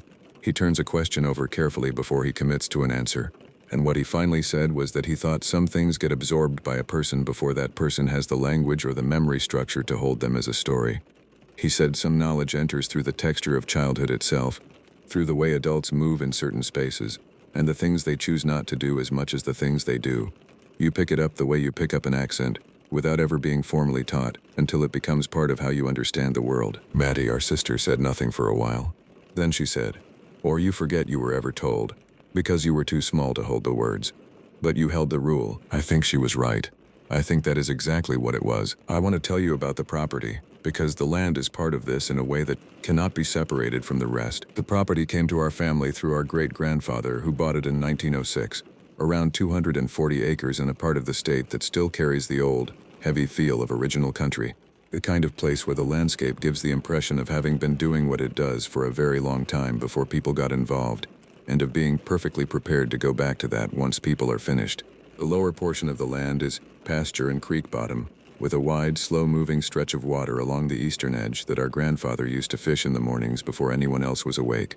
The old smokehouse still leans into the dirt at the edge of the pasture, its door hanging open, its tin roof going to rust. Above the pastures, the land rises steadily into a wooded hillside, and the tree cover there is thick and old, the kind of growth that does not let much light through even in midsummer, the kind that has a sound of its own, that you can only really hear when you stop moving and let it settle around you. There is a trail through those trees that was cut by hand at some point in the family's history, worn smooth enough by generations of use that it reads as permanent. The trail climbs for roughly a quarter mile through oak and maple and hemlock before it levels off near the top of the hill. And in the bend of that trail, where it turns sharply to the left, sits the boulder, a great gray slab of granite, waist high. The flat top of it worn smooth from years of people resting there, wide enough for two people to sit on with room to spare. You can see it from a long way down the trail when the leaves are off the trees in autumn, that gray-white shape against the sky, and as a child it always felt like a destination, the obvious place to aim for when you climbed the hill. And then behind it the land continued. The ground dropped slightly and rose again into a steeper slope covered with dense hemlock growth. The branches close and low, the light under them dim even at midday. That was the part none of us ever entered. Not because of any formal rule, not because anyone had fenced it off or posted it or marked it in any visible way. We simply did not go there. We reached the boulder, and we turned around. I climbed that trail probably 100 times between the ages of 8 and 18. I went up with Caleb and Tom, with cousins who visited in the summers, with friends from school. Every single time, we stopped at the boulder. We sat on it, sometimes for only a few minutes and sometimes for the better part of an afternoon if the weather was good. We looked back down at the pastures, at the creek catching the light in the distance, and then we came back down. Not once did anyone suggest going further. Not once did anyone even seem to consider it. It was not a topic. It was simply the shape of things. There was one story. Only one. And I heard it only once. I was 9 years old. A cousin was visiting and asked an innocent question about a photograph in the hallway. A young man in a wool coat with a deer rifle held loose across his chest. My father told the story flat and quick. The young man was a great uncle of ours, named Theodore. He had gone up the trail in the fall of 1958 to track a deer he had wounded. He had not come back that night. He had not come back the next day either. The sheriff brought dogs up from the county seat and they walked the lower pasture in the trail, and they reached the boulder, and the dogs would not go past it. They lay down in the dirt at the foot of the boulder and they whined, and they would not be coaxed forward. Not by treats. Not by commands. Not by their handlers pulling at their collars. The search was called off after 3 days. Theodore was never found. There was no body. There was no clothing. There was nothing. My father told it without embellishment, and without warning us about anything afterward. He simply finished and went back to his coffee. But I remember that my mother got up from the table and walked out of the room while he was speaking. And I remember that my father did not look at any of us when he was finished. He looked at the wall. That is what I knew, growing up. That is the entire weight of what I knew. And it should have been enough. It would have been enough for anyone who had not gone up there. The morning I went past the boulder was a Saturday in early October. I was 23 years old. I had come home for a long weekend from the city where I was working. And I was the kind of young man who believed, at 23, that he had outgrown most of what his family had told him about anything, including the land, including the rules that had been handed down without ever being spoken. My father had left at dawn to drive into town. My mother was at the country church she had attended every Sunday of her adult life. I had the house to myself, and I had my grandfather's old rifle in the gun cabinet, and I had a clear blue morning with no wind in it. I told myself I was just going to walk the trail a little further than usual. I did not tell myself I was going past the boulder. I would not have admitted that, even to myself, while I was still in the kitchen lacing my boots. I want to be precise about my state of mind. because I have thought about it many times since. I was not anxious. I was not acting on any unusual impulse. I was a man in his early 20s on a clear fall morning on land he had known his entire life. There was nothing in me that morning that understood this walk would be different. I left the house at about 7 o'clock. The grass in the lower pasture was stiff with frost. The creek was running low. I crossed the footbridge and started up the trail through the tree line, and the air got colder the higher I went. The trees got taller and closer together. The canopy overhead was dense enough that the light dropped noticeably as I climbed, turning from the gold of the early morning to something flatter and more enclosed. The sounds from below, the birds, the water from the creek, went quiet as I moved deeper into the trees. My footsteps on the packed dirt became the main sound. That and my own breathing. After about 40 minutes, the path bent sharply to the left, and the boulder came into view between the trees. That quiet gray bulk, waiting where it had always waited. I stopped at the boulder for a long time. I do not remember thinking anything in particular. I remember laying my hand against the granite and feeling how cold it was. I remember looking past it, up the slope, where the path continued faint and narrow, into ground that no one in my family had walked in over 60 years. There was nothing to see, just trees, just the dim brown carpet of pine needles, just the slope going up. I went past the boulder. For the first 10 minutes, nothing happened. The path was overgrown, but it was still a path. Someone had used it at some point in the last decade or two. I could see places where a branch had been broken back at chest height, and the breaks were not fresh, but they were not ancient either. The grade got steeper. I had to take the rifle off my shoulder and use my free hand to brace against tree trunks. My breath was loud in my own ears. The first thing that was wrong was a smell. It came at me on a thin downdraft of air, and it was the smell of something burning, very faint. Wood smoke mixed with something else that I did not want to put a name to. I stopped on the path and I listened, and I heard nothing. And I told myself the smell was probably drifting up from a hunter's camp on the next ridge over. I kept walking. The second thing that was wrong was a tree. I came up to a flat shelf in the slope, a small natural terrace where the ground leveled off for perhaps 30 feet before climbing again. And on the far edge of that terrace there was a large oak with something hanging from one of its lower branches. It was a deer, or what had been a deer. It had been gutted and skinned and tied up by its hind legs with a length of yellow nylon rope. The rope was new. The rope was bright and clean, and the cut on the deer's belly was still dark and wet at the edges. Someone had done this within the last 12 hours. I did not move.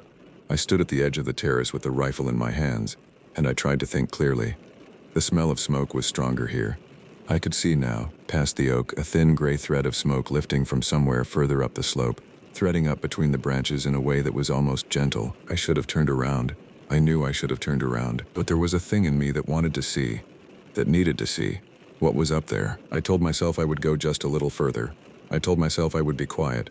I cut sideways off the path, moving slowly, putting my boots down between roots and dry leaves, breathing through my mouth so my breath would not whistle. I went maybe 100 yards. I came around the trunk of a fallen pine, and I saw it. There was a clearing, not a large one, maybe 40 feet across. There was a low cabin in it, built of unpeeled logs, with a tin chimney pipe leaning out of the roof, and the smoke was coming from the pipe in a slow gray line. There was a small stack of firewood by the door. There was a tarp on the ground beside the cabin with things laid out on it that I did not want to look at long enough to identify. There was a wire fence running around part of the clearing, low and old, and there were things tied to the fence at intervals, small bundles wrapped in what looked like burlap, dark at the bottom where they hung against the wire. And there was a man. He was sitting on a wooden stump beside the cabin. He was not moving. He was facing the direction I had come from. He was looking at me. I could not tell how old he was. He was thin. His hair was long and gray and matted into his beard.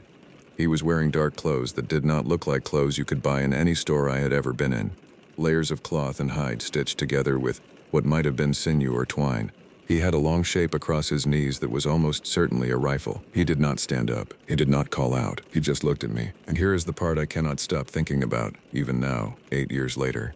He was not surprised.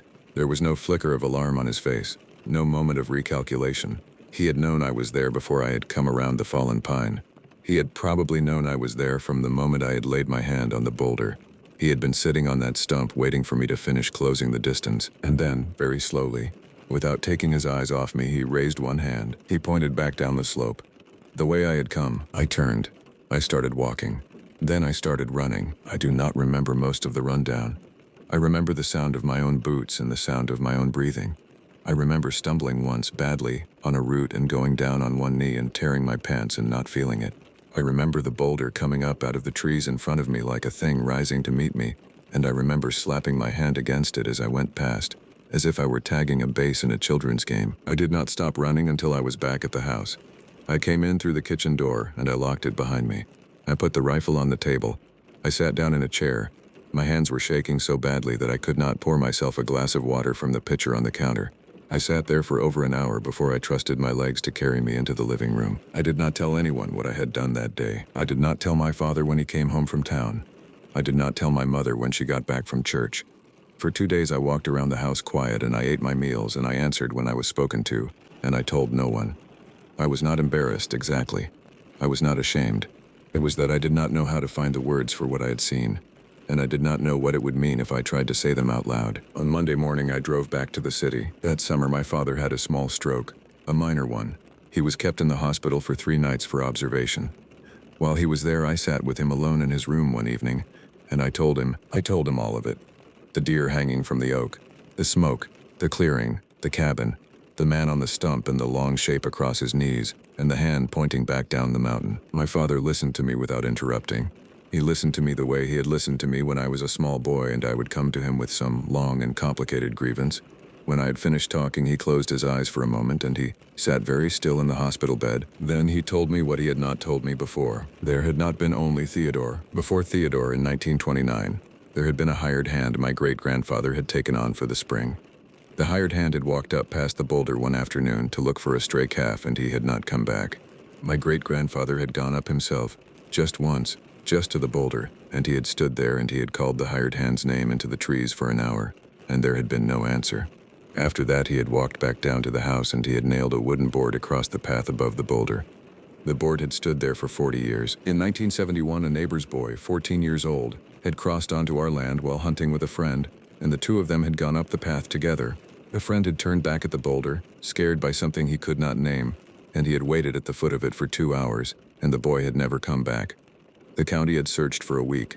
They had found one of his boots at the edge of the upper timber. They had found nothing else. My father said, very quietly, that he himself had gone up past the boulder once, in the fall of 1974. He had been 21 years old. He had not seen a cabin. He had seen, he said, a thin trail of footprints in fresh snow, leading away from the path and into the trees, and a place where someone had been dragging something heavy through the brush. He had turned around. He had gone home, and he had not spoken of it for over 30 years. Not until that evening with me in the hospital room. He said the man had been up there as long as our family had owned the land. He said the man had been up there before our family had owned the land. He said that whether it was the same man all these years, or whether it was a son, or a grandson, or some line of them living up there one after another, he did not know, and he had never wanted to know. He said the only rule was the rule: you do not go past the boulder. You let the man have what is his, and he lets you have what is yours. And the line between the two is the line of cold gray granite at the bend in the path. So long as you keep to your side of it, the arrangement holds. I have thought about that for 8 years, and I have come to believe something my father did not say out loud, but that I think he understood as well as I do. The rule did not start with us. It was not invented by my great-grandfather when he bought the land in 1906.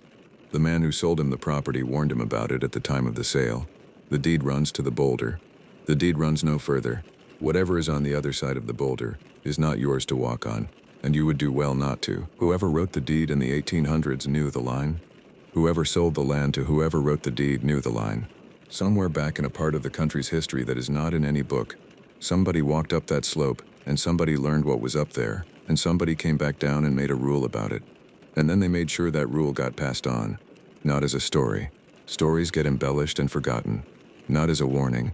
Warnings get dismissed by 23-year-olds with their grandfather's rifle and a clear blue morning. They passed it on as instinct, as the texture of how a family moves on a piece of land, as the casual certainty of adults who do not need to make a performance of what they know, because the knowing is old enough and deep enough to require no drama. That is what Tom was trying to say on the porch that night.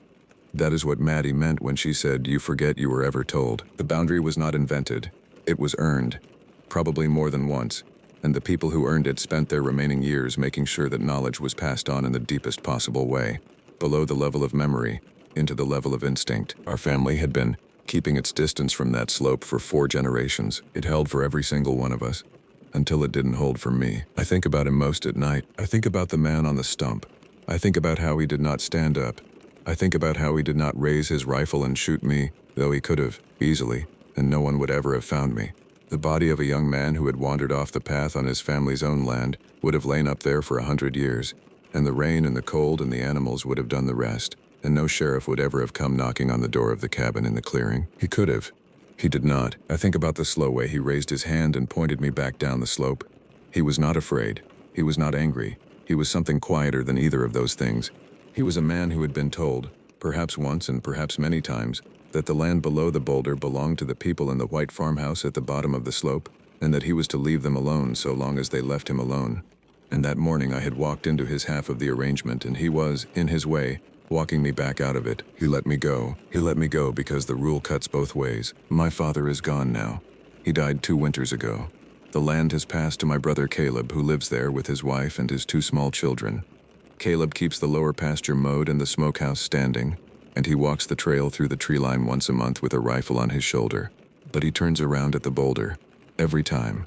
Without fail. He does not look past it for longer than the second or 2 it takes to put his hand on the granite, turn his body around and start back down. His children have never been told the story.